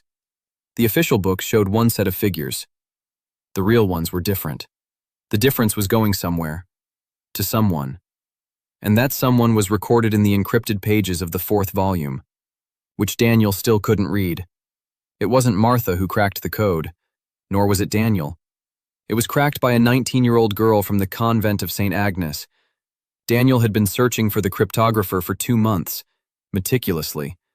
Through Henrik, who knew people at the city chancellery. Through Soe, who questioned the Hedonian merchants. Through Verena, who cautiously made inquiries in high society. No one helped. The Empire's cryptographers worked for the army or the secret chancellery, people to whom Daniel could not show these pages. Then Nina brought back a rumor. At the convent of St. Agnes on the western outskirts of the capital, there lives a girl who can read any cipher. The nuns use her to intercept the novice's notes, and she reads them in a matter of minutes. She simply looks and sees. Daniel went to the convent. St. Agnes Convent was a gloomy stone building behind a high wall. The Mother Superior, Mother Brigida, received him in a cold office with a crucifix on the wall. Daniel introduced himself as an assistant to banker Olson. He said he was looking for a competent person to work with documents. Mother Brigida looked at him with a long... Then she asked how much he was willing to donate to the convent. Daniel named a sum, 50 kroner. Mother Brigida named another, 200. They settled on 120. Mother Brigida called for the girl. Park Ji-yoon entered the office like a shadow. A gray dress, short-cropped hair, downcast eyes, small, slender. She looked about 15, though she was actually 19. She stopped at the door and did not raise her head. Brigida's mother said the girl was quiet, obedient, well-educated. She could read and write in 4 languages, not talkative, and completely unsuited for life in the outside world. She added the last part with an intonation as if she were selling defective merchandise and giving an honest warning. Daniel looked at the girl. She didn't look up. He took a single sheet of paper out of his bag, a copy of one of the encrypted pages from the 4th volume. Not the original. He had transcribed the cipher by hand, changing a few symbols so that even if the sheet fell into the wrong hands, it couldn't be matched to Morven's book. He held out the sheet to the girl. She took it with both hands. She looked at it. 5 seconds. 10. 15. Then she looked up, for the first time, and Daniel saw in her eyes neither submission nor emptiness. He saw hunger, the same hunger Martha had, the hunger of a person who is prevented from doing what they were created to do. She spoke, quietly, almost a whisper. It's the Vigenère cipher, but modified, with a variable key. The first 10 lines use the Marsen key. The next 10 use a different one. She didn't know which one yet, but she'd figure it out. She needed time. 2 days, maybe 3. Daniel looked at Brigida's mother. Brigida's mother looked at him. He placed a wallet containing 120 kroner on the table and led the girl out of the convent. On the street, Ji-yoon walked beside him, saying nothing. A light rain was falling. The gray walls of the houses, puddles on the pavement. She didn't look back at the convent. Not once. 3 days later, she had deciphered the 4th volume. Not in 2 days as she had promised, but in 3, because the cipher key changed every 10 lines, and the second key turned out to be a date, not a name. The 17th of the 3rd month. Someone's birthday. His birthday. She didn't know whose. Daniel knew. The 17th of the 3rd month was the Imperial Chancellor's birthday. Morven had encrypted the records with a key known only to 2 people, him and the Chancellor, because the records concerned the Chancellor. Ji-yoon brought him the decrypted text late that evening. 20 pages transcribed in her neat, small handwriting. Daniel read them by candlelight in an old office with the shutters closed and the door locked. And the more he read, the slower his heart beat. Morwen was not just a moneylender. He was the personal financier of Chancellor Dietrich von Hagen's secret fund. Through Morven, the Chancellor borrowed money from the nobility under the guise of ordinary loans. But the money was not intended for the Chancellor's personal needs. It was used to finance one of the 3 factions at court, the faction that wanted to place the younger Prince Leonard on the throne, bypassing the elder. Morven recorded everything. Every amount, every name, every date, who paid, how much, for what, and most importantly, to whom the money ultimately went. The list was long.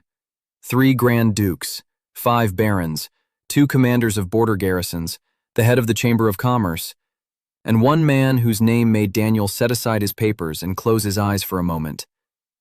Aurelius Cain, Inquisitor of the Debt, a finale fighter against usury, an ascetic, an incorruptible servant of the Empire. 20 years ago, Aurelius Cain had taken out a loan from Morven to pay for his father's funeral. The loan had been arranged through a frontman, a usurer of a different faith named Rashid al-Farouk. For Cain, whose entire life had been built on hatred of usurers, this was the end. If anyone had found out. Morven knew. Morven had recorded it, and Morven kept silent for 20 years. Because a man whose secret is in your safe is a man who will do anything you ask. Daniel closed the notebook containing the decryption. He placed it in the safe he'd installed in his office last week. He locked it, and sat motionless in the darkness. He held in his hands a tool that could destroy the Imperial Chancellor, the Inquisitor. 3 dukes, half a dozen barons, and, by extension, half the Imperial Court. This tool killed Morven. Whoever someone found out that the old man was taking notes, and poisoned him. The one who poisoned him thought the books would burn or get lost. He didn't count on the young accountant being faster. Now this tool lay in Daniel's safe. He could use it right now. Send a copy of the decryption to the Chancellor's enemies. Chaos would ensue. The parties would devour one another. But chaos is not a tool. It's a fire. A fire doesn't choose whom to burn. No. Daniel wouldn't start a fire. He would wait. The decryption isn't a weapon. It's insurance. It would lie in the safe and remain silent. Just as Morven had remained silent for 20 years. Only Morven had remained silent because he was afraid. But Daniel would remain silent because he was waiting for the right moment. He blew out the candle. Ji-yoon was sleeping in the next room. He had set aside a small cubbyhole for her next to the office. A bed, a table, a candle. She was happy. For the first time in her life, she had a room of her own. And for the first time, her mind was needed entirely. Countess Eloise Davrin received a letter in mid-fall. It was polite, written in Henrik's hand on the finest paper, bearing the seal of the Argentine trading house. The letter stated that the late Count Davrin had invested in a commercial venture 2 years earlier that had unexpectedly turned a profit. A 3-page report was enclosed, along with a bank draft for 4,000 crowns. Of course, there was no such venture. Count Davrin had been killed in a duel, leaving his wife with a 4-year-old son and debts of 60,000 crowns. Daniel bought these debts from 3 creditors for a total of 9,000. The creditors were pleased. The widow hadn't made a payment in a year. Everyone expected her to sell the estate and disappear. Daniel did not show her the receipts. Instead, he fabricated a fictitious investment income, 4,000 crowns, Enough for the Countess to support her son and maintain the house for another year without having to sell it. He didn't want her to know. Not yet. For now, he just needed her to survive. Because Eloise Davern was one of the most brilliant hostesses in the capital's social circles, until her husband's death. Her soirees were attended by ministers, generals, and ambassadors. She knew everyone, and everyone knew her. It was a network, ready, functioning. All he had to do was bring her back into the game. Daniel had counted on the Countess accepting the money and calming down. That he'd buy himself some time. 6 months, maybe a year, and then he'd gently ease her back into the circle. He was wrong. Eloise Davern was smarter than he'd thought. She took the money. She checked the report. She found 3 discrepancies in it. The name of a company that didn't exist in the commercial registry, a founding date that didn't match the period when the Count was alive, and the notary's signature, which she recognized because 2 years earlier, that same notary had refused to certify a document for her, citing the fact that she was a woman. 6 months later, she showed up at Morven's office, without warning, in a widow's black dress, with the look of someone who hadn't slept for 2 days. Daniel was sitting at the table with a cup of tea when the door opened. He looked at her and realized the plan had fallen apart. She knew. Eloise walked in. She closed the door. Silently, she walked over to the desk. Silently, she placed her earrings in front of him, small gold earrings with blue stones. Then she sat down and asked one thing: how she could be of help. Daniel looked at the earrings. They were the only thing of real value she had left, a family heirloom she hadn't sold even when she had nothing to feed her son with. And she had placed them in front of him, not as payment, as a pledge, as a vow. He pushed the earrings back toward her. He said he didn't need them, that he needed something else. He told her, not everything, but more than he told the others, because Eloise was different. She wasn't a young baroness seeking salvation like Verena. She wasn't a foreigner with no choice, like Soa. She wasn't a starving girl like Martha. Eloise was a woman who had lost everything and had come not to beg, but to work, and she needed to understand why. He explained that he was building a network of people who were indebted to one another, that this network operated through debts and favors, not through coats of arms and blood, that he needed a salon hostess, someone who could gather people in one room without them realizing they were being gathered, a place where men drink wine and think they're simply relaxing, but in reality are saying exactly what needs to be heard. Eloise listened. Then she nodded. Then she asked who was the salon. Daniel said it was Argentine, through an intermediary. Countess Davern is resuming the soirees as if she's finally recovered from her mourning. No one will find out where the money comes from. Everyone will assume that distant relatives helped out, or that the late Count left a secret reserve. Eloise stood up.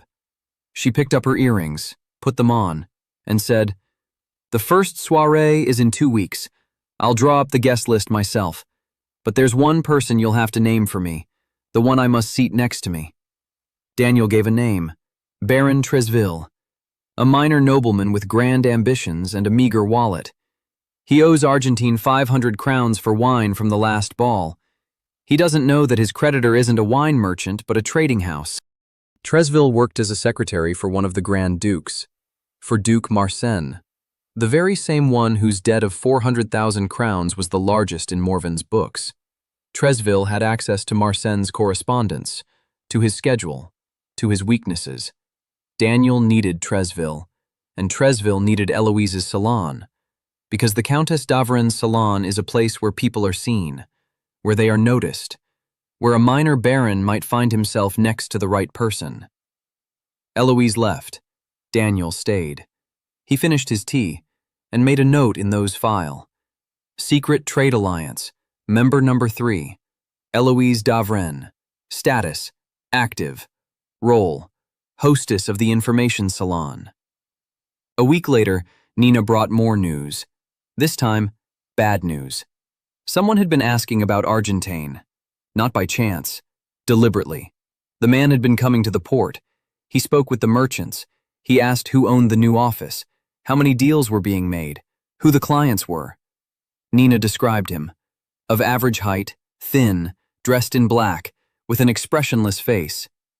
Daniel asked if he was wearing a badge. Nina said yes, a silver one, on his lapel, shaped like a set of scales. Daniel knew what that badge meant. The Imperial Commission Against Usury, Inquisitor Kane's men. He leaned back in his chair. Half a year. He'd had half a year before anyone started asking questions.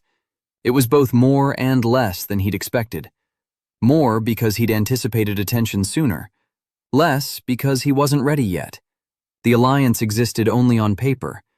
In reality, it was a few scattered individuals united by his invisible hand. That wasn't enough. If Kane dug deep enough, he'd find Argentine. Behind Argentine was Agnes Farrow. Behind Agnes was Tom. Behind Tom was Daniel. And then it would all be over. An accountant without a coat of arms buying up the nobility's debts. It would be funny if it weren't a death sentence. He gathered Tom and Nina. He gave instructions. Cover your tracks. Starting today, Argentine is suspending new deals for 2 weeks. Tom isn't showing up at the office. Agnes is staying home. All current receipts are being moved to a hiding place. Henrik is starting to keep tabs on the man in black. Who is he? Where does he live? Who does he report to? Nina returns to the market and listens. Any conversations about Kane's commission? Any rumors? Daniel returned to his desk. He opened the safe. He looks at the transcript of the 4th volume, at the line with Kane's name, and thinks, it's not time yet, but soon. Soon he'll know enough about Kane to understand how to talk to him. Not now. Because a knife drawn too soon is a knife that can be knocked out of his hand. But a knife drawn at the right time is a knife that doesn't even need to be thrust. It's enough just to show. Daniel secretly helped Countess Eloise Davrin through fictitious investment income, but after 6 months she figured out the deception and came to him herself, offering her services. She became the hostess of the Alliance's information salon, the 3rd participant. At the same time, Inquisitor Kane's men began making inquiries about Argentine at the port, which meant that the period of invisibility was coming to an end. Inquisitor of the Debt Aurelius Kane arrived at Olsen's office at the end of fall. Without warning. Without an entourage. Alone. Wearing a coarse woolen cloak despite the cold. With a face carved from stone. Daniel recognized him from the description Henrik had compiled over the past 3 weeks. 52 years old, thin, tall, gray eyes, never smiles, eats once a day, sleeps on the floor in his office at the Chancellery, lives alone, has no friends, doesn't accept gifts, doesn't drink wine. His only weakness, he believes he is a saint. Kane walked in through the front door. The clerks jumped to their feet. Olsen emerged from his office, pale as a sheet. A visit from the Inquisitor isn't an inspection. It's a sentence that hasn't yet been read aloud. Kane didn't sit down. He stood in the middle of the office and looked around. Slowly. At the walls. At the shelves. At the faces. At Daniel, who sat in his office with the door open, not moving a muscle. Kane addressed Olsen. His voice was even, quiet. Without a hint of threat, which was worse than any threat. He said that the commission was conducting an audit of the capital's loan shark offices. That Olsen's office had made the list. That he'd like to see the books for the past year. Olsen nodded and sweated. He knew the books were in order. Daniel had taken care of that. But an inquisitor isn't an auditor. An inquisitor doesn't look for errors in the numbers. He looks for heresy, sin, the smell of sulfur. And if he doesn't find any, he makes it up. Because an inquisitor cannot leave empty-handed. That would undermine the faith. Daniel stood up from the table. He stepped out into the hallway. He approached Olsen. Calmly, quietly, just as he did every day. He offered to fetch some books for the Inquisitor. Kane turned his head. He looked at him. For a long time. Daniel held his gaze. He knew this man.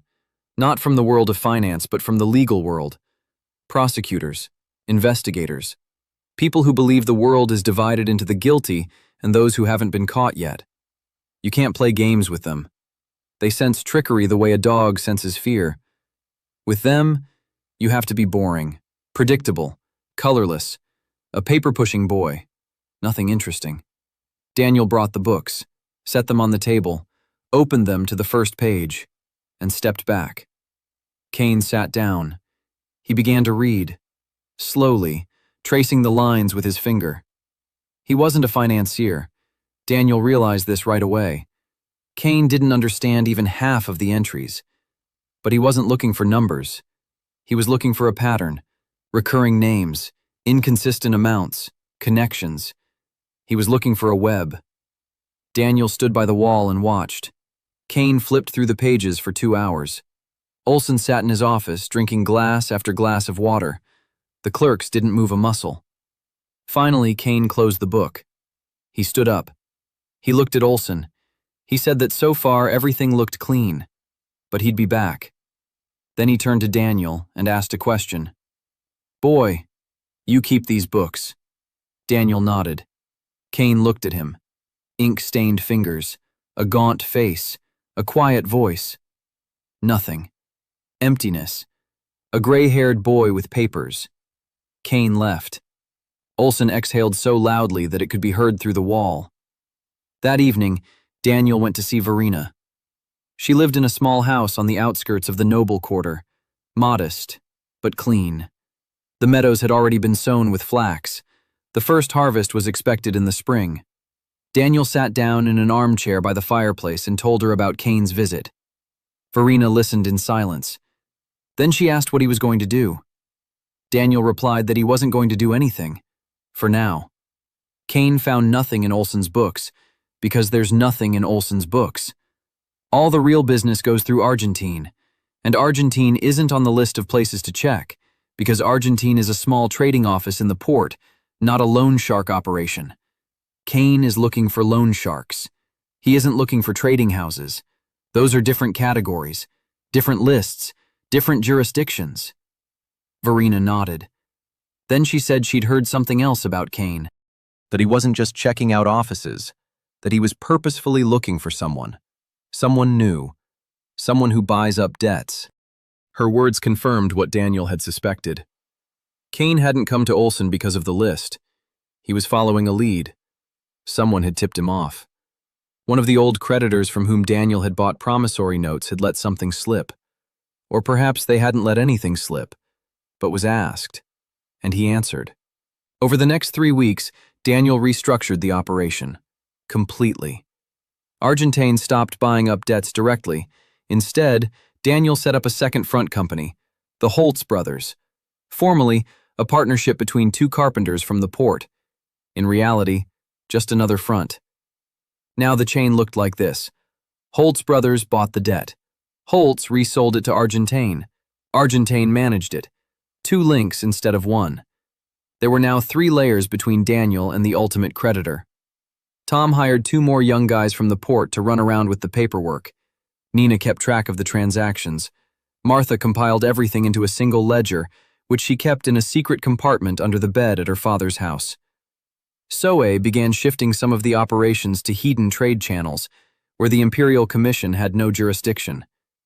Money from Argentine went east as payment for silk and returned as trade profits. Clean, legal, opaque, offshore. Daniel used a word that didn't exist in this world, but the essence was the same as in his former life. Money has no smell, but it leaves a trail, and the longer the chain, the harder it is to find that trail. Kane returned a month later, back to Olson, alone again. This time he spent 4 hours poring over the books. He asked questions, methodically, precisely. Where did this payment come from? Where did this amount go? Who is this client? Daniel answered all the questions, calmly, precisely, in detail. He was the perfect witness. He remembered everything. He explained everything. And yet he didn't say anything that a young bookkeeper wouldn't know. Kane left empty-handed again. But Daniel saw his face as he walked away. Disappointment and stubbornness. Kane won't back down. He can sense it. He doesn't know exactly what, but he senses that something new is happening in the capital. something he doesn't understand. And that lack of understanding angers him more than any crime. Because Cain is used to a simple world. A moneylender lends money. He charges interest. If the interest is too high, it's a sin. That's it. Black and white. But what Daniel is doing doesn't fit into either black or white. It's gray, new, and that's what makes it scary. That evening, Daniel sat in Morven's office, alone, with a candle, with tea, and with a thought that had been haunting him for a week. Cain is dangerous. Not because he's smart. He isn't smart in the same way Daniel is. He doesn't see the patterns. He doesn't understand the connections. He doesn't read balance sheets. But he senses something's wrong. Just as a dog senses a storm. And he won't stop until he finds the source. Daniel could destroy Cain right now. The decryption key was in the safe. A single receipt. An old debt. One truth that would turn a fanatic into a liar. But that would be a mistake. To destroy Cain now would mean drawing the attention of those behind him. The Imperial Chancellery will not forgive an attack on its Inquisitor. They'll send a new one. More vicious. Smarter. And without that old debt tucked away. No. Cain must not be destroyed. Cain must be redirected. Given a different target. A more tempting one. A more obvious one. One more worthy of his holy fury. Daniel opened the folder containing the case he'd been working on for the past month. The Reutenberg banking house. One of the capital's 3 oldest financial houses. It has close ties to the court. It manages the affairs of half the Grand Dukes. And yet, according to Daniel's calculations, it systematically sets interest rates 3 to 4 points above the permitted level. It hides this behind double commission charges, which neither the clients nor the commission notice. Daniel smiled. Not politely, not for public consumption. Predatorily. He wouldn't go to war with Cain. He would give Cain a gift. He drafted an anonymous letter. No signature, no seal. 3 pages of numbers. Calculations showing that the Reutenberg house charges its clients 40% more than it should. With names, dates, amounts, all verifiable, all true. He sealed the letter, gave it to Tom. Tom would pass it on to Nina. Nina would slip it into the commission's office. A street kid. He slipped the envelope under the door and ran off. Who sent it? Unknown. A well-wisher. A competitor. It doesn't matter. When Cain opens this envelope, he'll forget all about Olson's small firm. He'll have a real prize. A major banking house, connections at court, a high-profile scandal, exactly the kind of thing a fanatic lives for. Daniel blew out the candle. He lay down on the bench, and he thought that the Chancellor of the Empire didn't understand what compound interest was, that the Inquisitor couldn't tell the difference between an interest rate and a commission, that the continent's greatest empire was ruled by people who couldn't do math, and for that, he felt such joy. The gift worked better than Daniel had expected. Cain pounced on Reutenberg like a hungry wolf on a wounded deer. A week after the planted letter, the commission raided the banking house's headquarters. 2 weeks later, the senior teller was arrested. A month later, the head of the firm, Friedrich Reutenberg, appeared before the imperial court. The capital was abuzz. For the first time in 20 years, the Inquisitor had gotten to one of the 3 great banking houses. The newspapers, which in this world were called news sheets, published details every day. The sums involved, the names of the defrauded clients, and the tears of the widows who had been stripped of their last possessions. Cain reveled in it. He wasn't happy. He didn't know how to be happy. But he was on fire. His eyes gleamed. His back grew straighter. He stood before the court with a stack of papers corroborating every charge and spoke in a quiet, steady voice that sent shivers down the jurors' spines. Daniel followed the trial through Verena and Eloise. Verena was present in court in person. Eloise was gathering gossip at her recently resumed soirees. The picture was coming together exactly as needed. Cain had shifted his focus entirely to Reutenberg. His men stopped going to the port. They stopped asking about Argentine. They stopped taking an interest in small firms. The big fish had been caught. Why go after the small fry? Daniel took full advantage of the respite. In the 3 months that Kane had been hounding Reutenberg, the alliance had tripled in size. Through Eloise's salon, Daniel made contact with Baron Tresville. Tresville turned out to be exactly as Daniel had described him, a minor nobleman with grand ambitions, secretary to the Grand Duke of Marseille, a man who had access to all his master's correspondence, but who himself didn't have a penny to his name. Tresville owed Argentine 500 crowns, a laughable sum, but for a baron whose salary was 30 crowns a month, it was a whole year's worth of living. Daniel didn't press the matter. He made contact with Tresville through Eloise. They met at a soirée. They talked. Daniel praised his knowledge of court affairs. Tresville blossomed. No one had ever praised his knowledge before. Everyone praised his master, and Tresville was a shadow, invisible, just like Daniel himself. They understood each other without words. A week later, Tresville began bringing information. Not documents, not copies of letters, just conversations. In passing. Over a cup of tea in Morven's office, Duke Marsen received a letter from the Chancellor. Duke Marsen met with the commander of the northern garrison. Duke Marsen is looking for money for his daughter's wedding. Every bit of information fit into the bigger picture like a piece of a mosaic. Daniel took notes. He cross-referenced. He calculated. Marsen was the key to the second circle. A debt of 400,000 crowns. The port of Verneau held as collateral. And connections to the Chancellor that, judging by the decryption of the 4th volume, ran deeper than anyone suspected. Marsen was financing the Chancellor's conspiracy, but he himself was up to his ears in debt. He was paying the Chancellor with money he didn't have. He borrowed from loan sharks to pay the Chancellor. The Chancellor spent the money bribing generals and judges. A vicious cycle. Everyone owes everyone else. And the whole structure rests on the word of honor of people for whom honor is an empty phrase, masked by a coat of arms. Daniel began buying up Marsen's debts, quietly.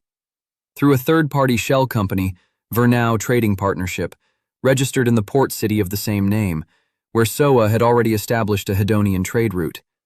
Small IOUs, suppliers of food for the Marsen garrison, artisans who repaired its ships, wine merchants, cloth merchants, small change.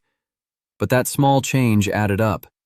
In 2 months, Daniel had collected IOUs totaling 60,000 crowns.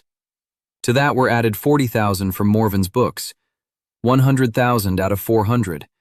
A quarter of Marsen's debt was now in the hands of the alliance. At the same time, Yvette Brandt entered the picture. Not according to Daniel's plan, according to her own. She arrived in the capital 7 months after Daniel had bought the Velleheim's promissory note from her father. Old Brandt had died that winter, quietly, in his sleep. Yvette inherited the caravans, warehouses, and barges, and the first thing she did was find out who had actually bought her father's promissory note. She showed up at Morven's office wearing men's boots, a pipe clenched between her teeth, and an expression that didn't bode well. Daniel had anticipated this visit. He'd anticipated it from the very day he learned of Brandt's death. Yvette didn't sit down. She stood in the middle of the room and spoke, loudly, sharply, with a northern accent that made every word sound like a hammer blow. She said he had bought her father's promissory note for 15%, that her father had been ill and desperate, that Daniel had taken advantage of his weakness, that she had come to take back what belonged to her family. Daniel listened. He didn't interrupt. He didn't make excuses. When she finished, he opened the desk drawer. He took out his wallet. He placed it in front of her. Yvette fell silent. She looked at the wallet. Daniel explained. He had bought the promissory note for 12,000. He sold it for 30,000. The difference was 18,000. Half of it belonged to her, 9,000 crowns, in the wallet. Yvette didn't touch the money. She looked at him, for a long time. Then she asked why. Daniel told her the truth. Because the debt market only works when all parties benefit. Because a person who's been cheated is an enemy. And a person who's been paid more than they expected is a partner. And Yvette sat down. She lit her pipe. She looked at the wallet. At him. At the wallet. Then she said, "Show me what else you do." Daniel showed her. Not everything. but enough. The alliance's logistics, routes, cargo, problems with delivering goods to the north, where there were no reliable caravan routes. Yvette listened. Then she said she had caravans, warehouses, barges, people who know every trail from the capital to the northern passes. If Daniel needed logistics, she could provide them. For a cut. Daniel laid out his terms. Yvette haggled for 40 minutes. Roughly, toughly, professionally. They reached an agreement. Daniel jotted it down in his notebook. Secret Trade Alliance. Member number 4. Yvette Brandt. Status. Active. Role. Head of Northern Logistics. 5 members. Verena. Soe. Eloise. Yvette. Ji-un. 5 women. Not a single man, except for himself and the boys running errands. It was a coincidence. Or maybe not. In an empire where men carried swords and coats of arms, and women carried everything else, it was the women who turned out to be the ones willing to work. Not for glory, not for a coat of arms, for opportunity. Winter brought 2 things, snow and betrayal. Duke Marcin didn't learn about Daniel from Tresville. Tresville was loyal. Marcin learned from his banker. One of the creditors to whom Daniel had offered to buy out Marcin's promissory note refused to sell and instead went to the Duke. He reported that someone was buying up his debts, methodically, quietly, through front companies. Marcin was a man of action, not a diplomat, not a thinker, a soldier. He had fought in the north for 20 years. He commanded a regiment. He captured fortresses. And when he sensed a threat, he didn't stop to analyze it. He attacked. 3 days after learning of the debt buyout, he sent a letter to Chancellor von Hagen. In the letter, he wrote that an unknown financial group was operating in the capital, buying up the nobility's debts through a network of front companies. That the center of operations was presumably located in the port. That a hostile power or an internal conspiracy might be behind it. He asked the Chancellor to conduct an investigation. Daniel learned of this letter through Tresville. Tresville had rushed into the office that night, pale, his hands trembling. He said he'd seen a copy of the letter on the Duke's desk, that the Chancellor would receive it that morning, and that this was the end. Daniel listened. He let Tresville go. He closed the door, sat down at his desk, and began to count. Not money, time. He had 12 hours before the Chancellor read the letter, another day for the Chancellor to decide what to do with him, 2 more days to organize the investigation. That came to about 4 days in total. That was enough. He worked all night. In the morning, he summoned Martha. He gave her a list. Martha read it. She turned pale, but she nodded and left. By noon, Soa had sent 3 packages of documents via hidden channels to 3 different cities. Copies of key receipts, a copy of the transcript of the 4th volume, copies of Argentine's ledgers, 3 hiding places, at 3 different locations. If everything collapses in the capital, the information will survive. By evening, Yvette had taken 4 chests containing the original documents downriver on her barges. Officially, they were shipments of fabric for the northern garrisons. By nightfall, Daniel had done what he'd been putting off for another year. He went to see Marcin, not through an intermediary, in person, through the back entrance of the Duke's city mansion. Tresville showed him in. Marcin was awake. He was sitting in his study by candlelight, drinking wine. When the door opened and a young man in a simple caftan entered instead of a servant, the Duke reached for the sword on the wall. Daniel stopped. He raised his hands. He showed that they were empty. He said he had come to talk, just to talk. Marcin did not take his hand off the sword, but he listened. Daniel spoke for 20 minutes. He told Marcin what Marcin did not know about himself, the exact amounts of his debts to each creditor with dates, including interest, including the true value of his collateral. Marcin listened, and his expression changed. Not out of fear, out of shame. He didn't know his own figures. He'd never done the math. He'd left it to his managers, and the managers had been stealing, like everyone else. Then Daniel told him something that absolutely no one else knew. Chancellor von Hagen, through whom Marcin had been financing the younger prince's party, had used Marcin's money not for the conspiracy, or rather, not only for the conspiracy. Half of the funds went personally to the chancellor, for his own estates and his own needs. The chancellor had been stealing from Mersenne, in the same way that Mersenne had been stealing from his creditors, all around. Daniel showed him the calculations from the transcript of the 4th volume. The figures were exact. The dates matched. The amounts added up. Mersenne looked at the papers, then at Daniel. Then he sat down, heavily, like a man whose legs had given out. He asked what Daniel wanted. Daniel replied. He wanted Mersenne to retrieve the letter from the chancellor, first thing in the morning, in person, to say he'd changed his mind, that the panic had been a false alarm, that there was no conspiracy. Mersenne asked what would happen if he refused. Daniel replied quietly. Then the calculations currently on the table would end up on the desks of the other 2 Grand Dukes, who would learn that the chancellor was stealing from their ally, and that their ally was too foolish to notice it. Mersenne was silent for a long time. Sweat had faded by half before he spoke. He said he would take the letter. Daniel nodded. He stood up and headed for the door. Mersenne called out to him, "Boy!" Daniel turned around. Mersenne was looking at him with red eyes. He asked who he was. Daniel replied, "I'm an accountant." And he left. The letter was recalled the next morning. The chancellor never saw it. The crisis had passed. But Daniel knew that this was not the end, but the beginning. Mersenne now knew about him. He knew his face. He knew his capabilities. It was a hole in his invisibility, the first real one. 2 weeks later, something happened that Daniel hadn't expected. Mersenne sent a note, a short one, unsealed. It contained a single sentence.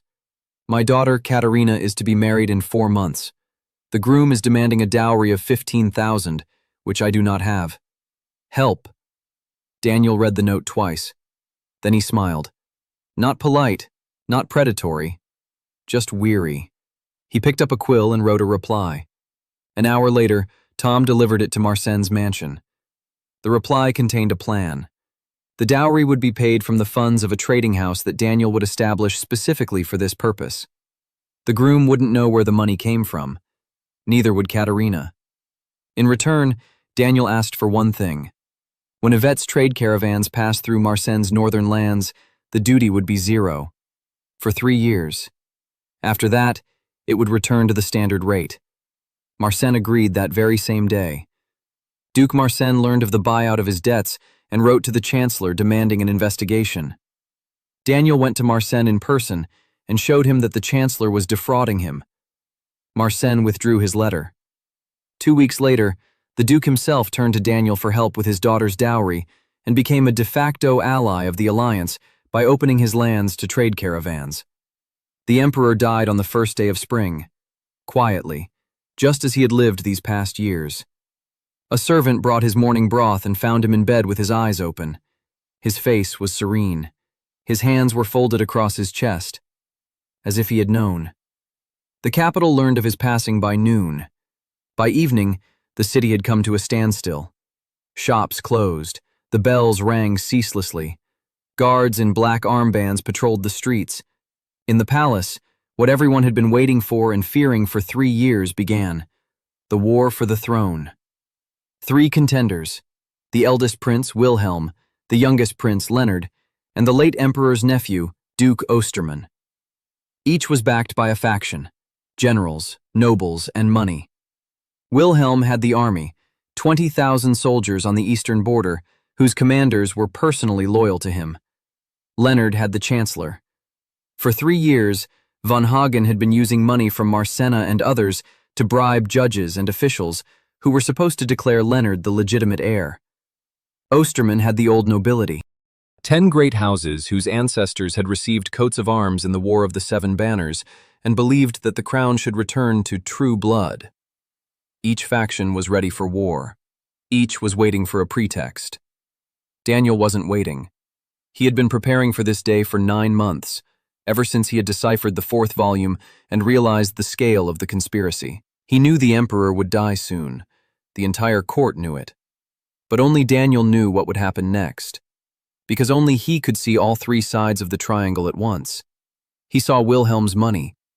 The prince was rich, but his wealth was based on military supplies through two trading houses, both of which were indebted to the alliance.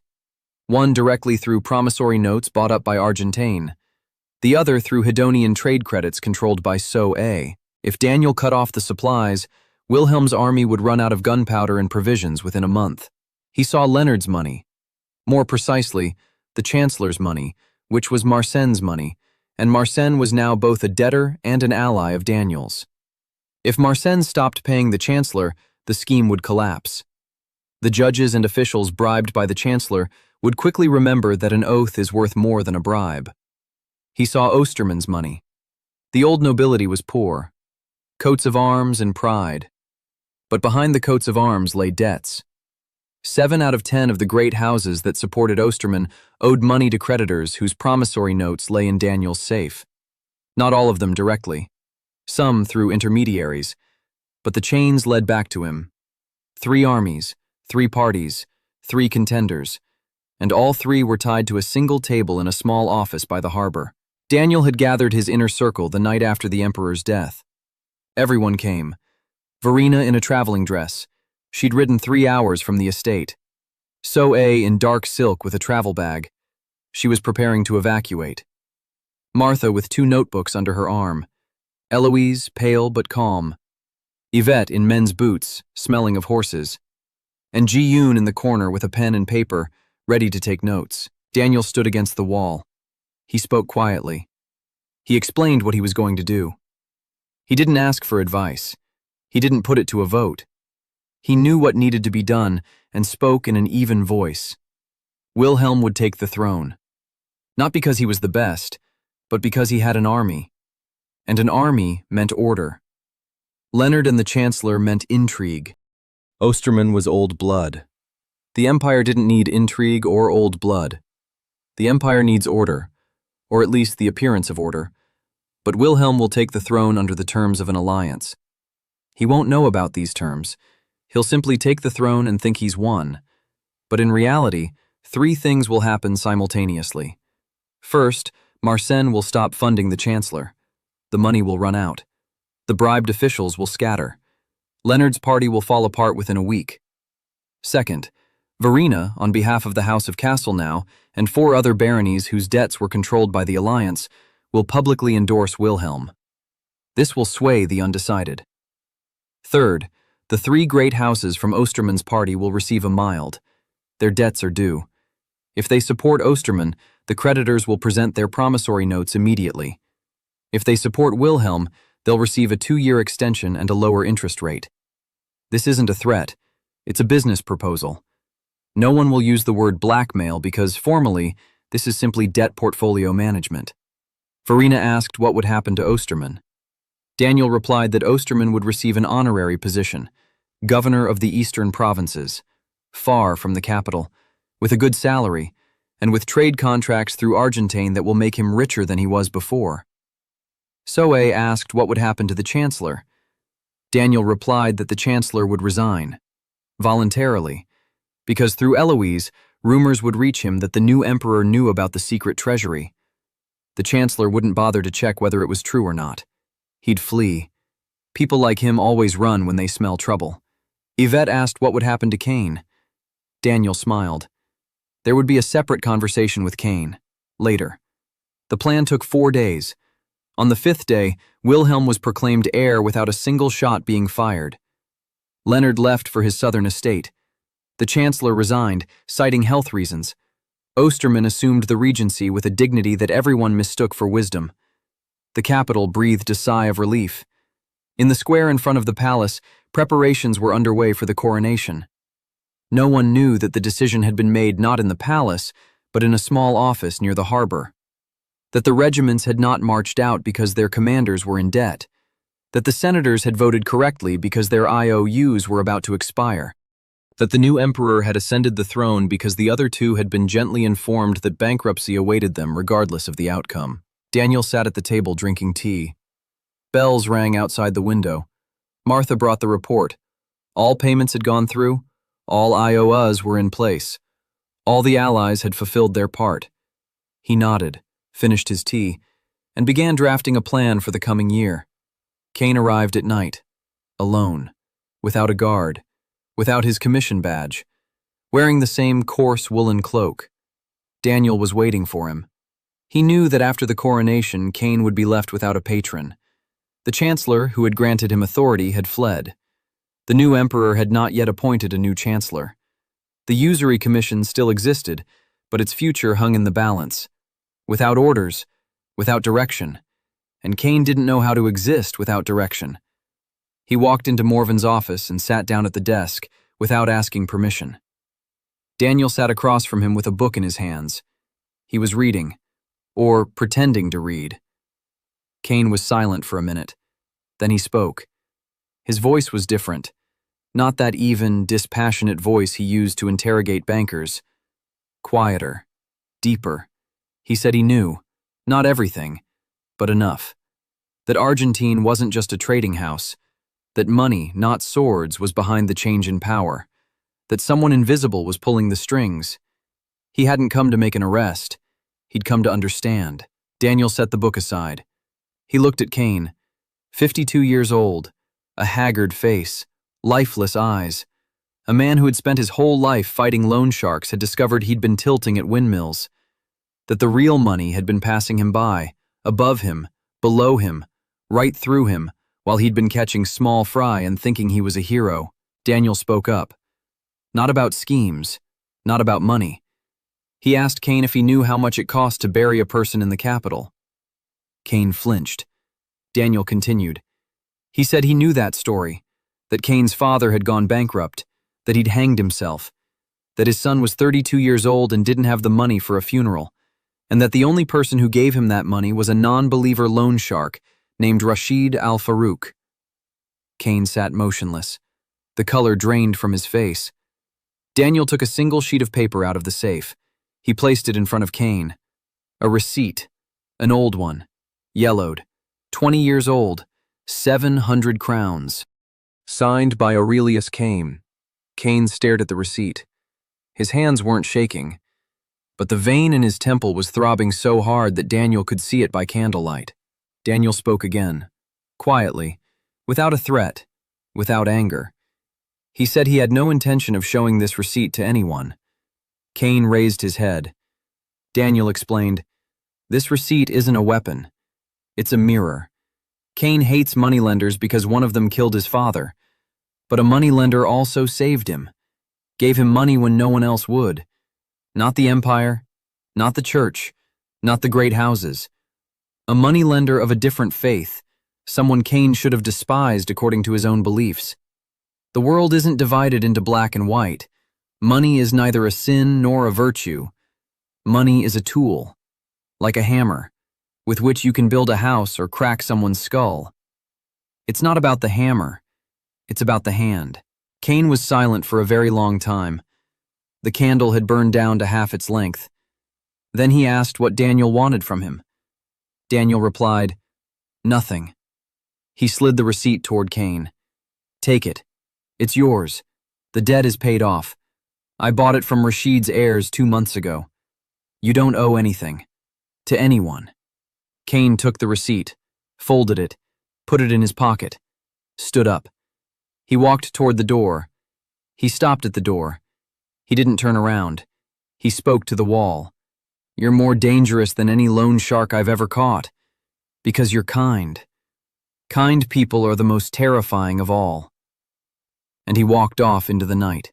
A week later, the Commission to Combat Loan Sharking was reformed by the new chancellor.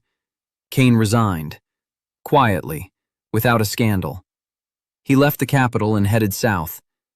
Daniel never saw him again, but he heard that the former inquisitor had opened a school for orphans on the southern coast with money he couldn't possibly have had. Daniel didn't check where the money came from, but he knew that among the school's donors was an anonymous trading house from a port city. No name, no coat of arms, just a bank account number. After Cain's departure, the last direct threat to the alliance had vanished. Daniel sat in his office that evening, staring at the wall. Hanging there was a map of the empire, which he had drawn from memory during his first week there. Now it was covered with markings. The red dots represented the debts he controlled. The blue ones were the alliance's trade routes, The green ones were allies. The map was almost entirely colored in. He had done what he had planned. Not in 20 years, in a year and a half. Formally, the empire remained the same emperor, the same dukes, the same coats of arms on the walls. But the empire's financial lifeblood now flowed through a single heart, through a desk in a small office by the harbor. He finished his tea. He picked up a pen. He opened his notebook to the last page. And he wrote, "The first arch is complete. The question, what next?" Cain came to see Daniel that night, trying to figure out who was behind the changes. Daniel showed him his own old receipt, but didn't threaten him. Instead, he returned it, marked as paid. Cain resigned and left the capital. The last threat to the alliance had vanished. The empire's financial system was now controlled from the office by the harbor. Spring in the capital smelled of the sea and wet stone. The coronation bells had rung a week ago, but flags and garlands still hung in the streets. The new emperor, Wilhelm I, was receiving congratulations. Dukes bowed, generals saluted, ambassadors presented letters of credence. It seemed nothing in the world had changed. Daniel sat in the office by the harbor, that very same one, with wooden bookshelves, with the smell of wax and ink, with melted candles on the table, even though the morning sun was already flooding the room through the open shutters. He had come here a year and a half ago. He had lain face down in the dust on the dirty floor, with someone else's hands and someone else's name, without a penny, without a coat of arms, without a single person who knew who he really was. Now 6 women were sitting at his table. Martha was pouring tea. She did this every morning. Ever since she became treasurer, she had made it a rule. Morning tea and the morning briefing. First the numbers, then the sugar. She placed a notebook in front of Daniel. The latest report on the 3rd financial cycle. The alliance had completed its consolidation. All the key houses were in the network.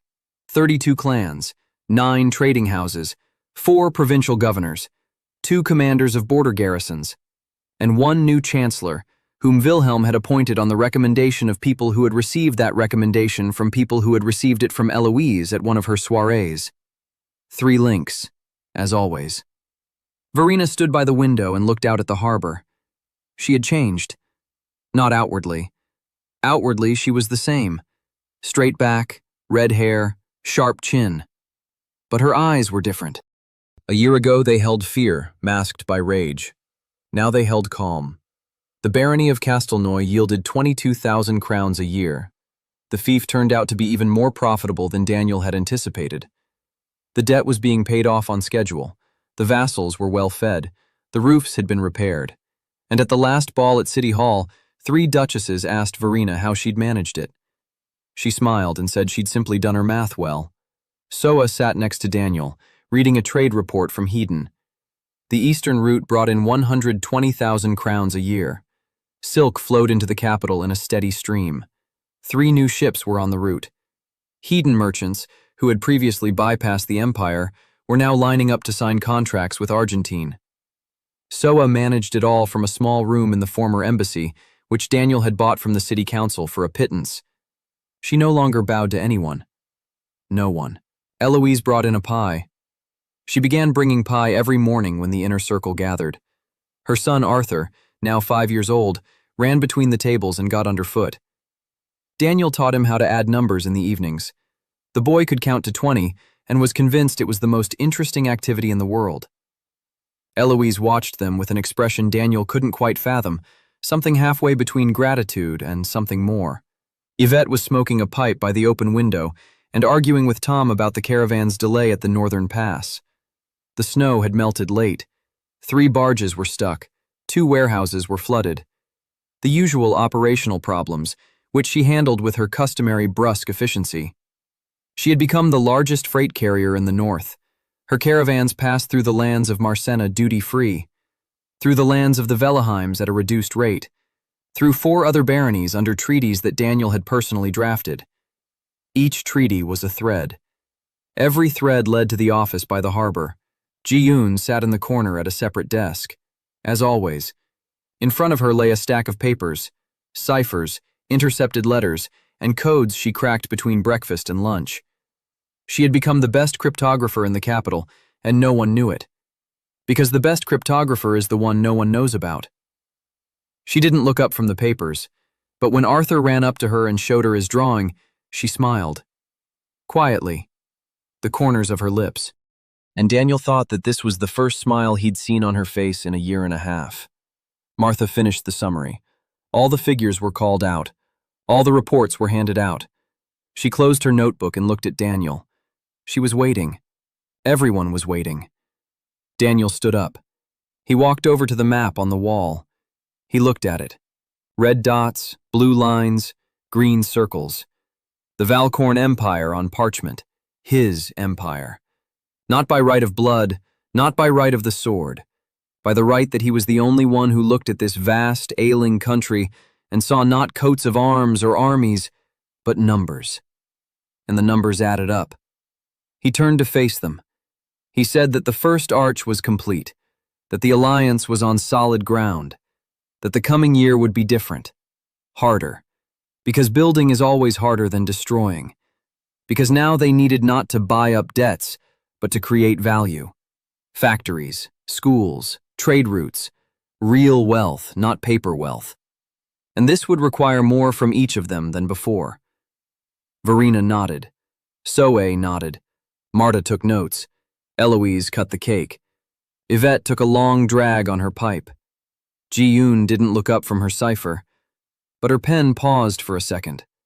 She was listening. Daniel sat back down. He reached for his cup. And at that moment, Ji-yoon spoke, quietly, without looking up. "Sir, you have a letter. It arrived this morning, unsigned, a seal not found in imperial heraldry." She handed him the envelope. Daniel took it. The paper was different, not parchment, not imperial cotton paper, something unfamiliar, thin, smooth, white.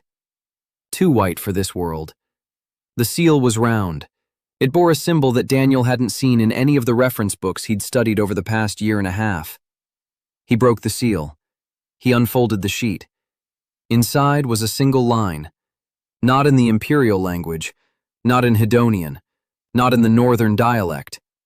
In English. "Mr. Hartwell, welcome. We've been expecting you. The time has come to discuss the real contract." Daniel read that line 3 times. Then he slowly placed the letter on the table. His hands weren't shaking. His mind was working. Someone in this world knew his real name, knew a language that didn't exist here, knew that he wasn't Will Hartwell, but Daniel, and had been waiting all this time. He recalled the notes on the very oldest pages of Morven's books. A mage financier. The transfer of debt obligations across the boundaries of existence. Someone had commissioned him. As an auditor, summoned from another world for a task that defied local methods. And now that he had proven himself capable, that someone had stepped out of the shadows, Eloise looked at his face and asked quietly, "Daniel, do you realize that you've just become the most powerful person in the Empire?" Daniel looked at her, then at the letter, then at the 6 faces around the table. Each of them was here because one day he had looked at someone's ruins and seen not disgrace, but a challenge.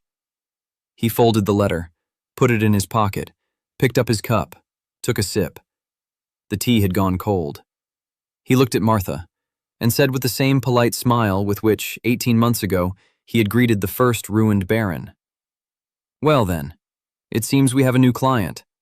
"Martha, pour some more tea." Martha snorted. She stood up.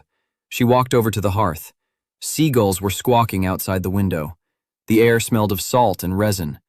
The sun warmed the wooden table on which lay receipts worth half the empire. Arthur was drawing in the corner. Yvette was arguing with Tom. Soe was reading a report. Ji-yoon went back to her cipher work. Verena was looking out the window. Eloise was pouring out the last of the tea. Daniel Hartwell was sitting in a small office by the harbor, thinking that in a past life he hadn't checked the 7th page of the contract appendix, and that this was the best thing that had ever happened to him. Because here, every page belonged to him. Every number, every receipt, every name.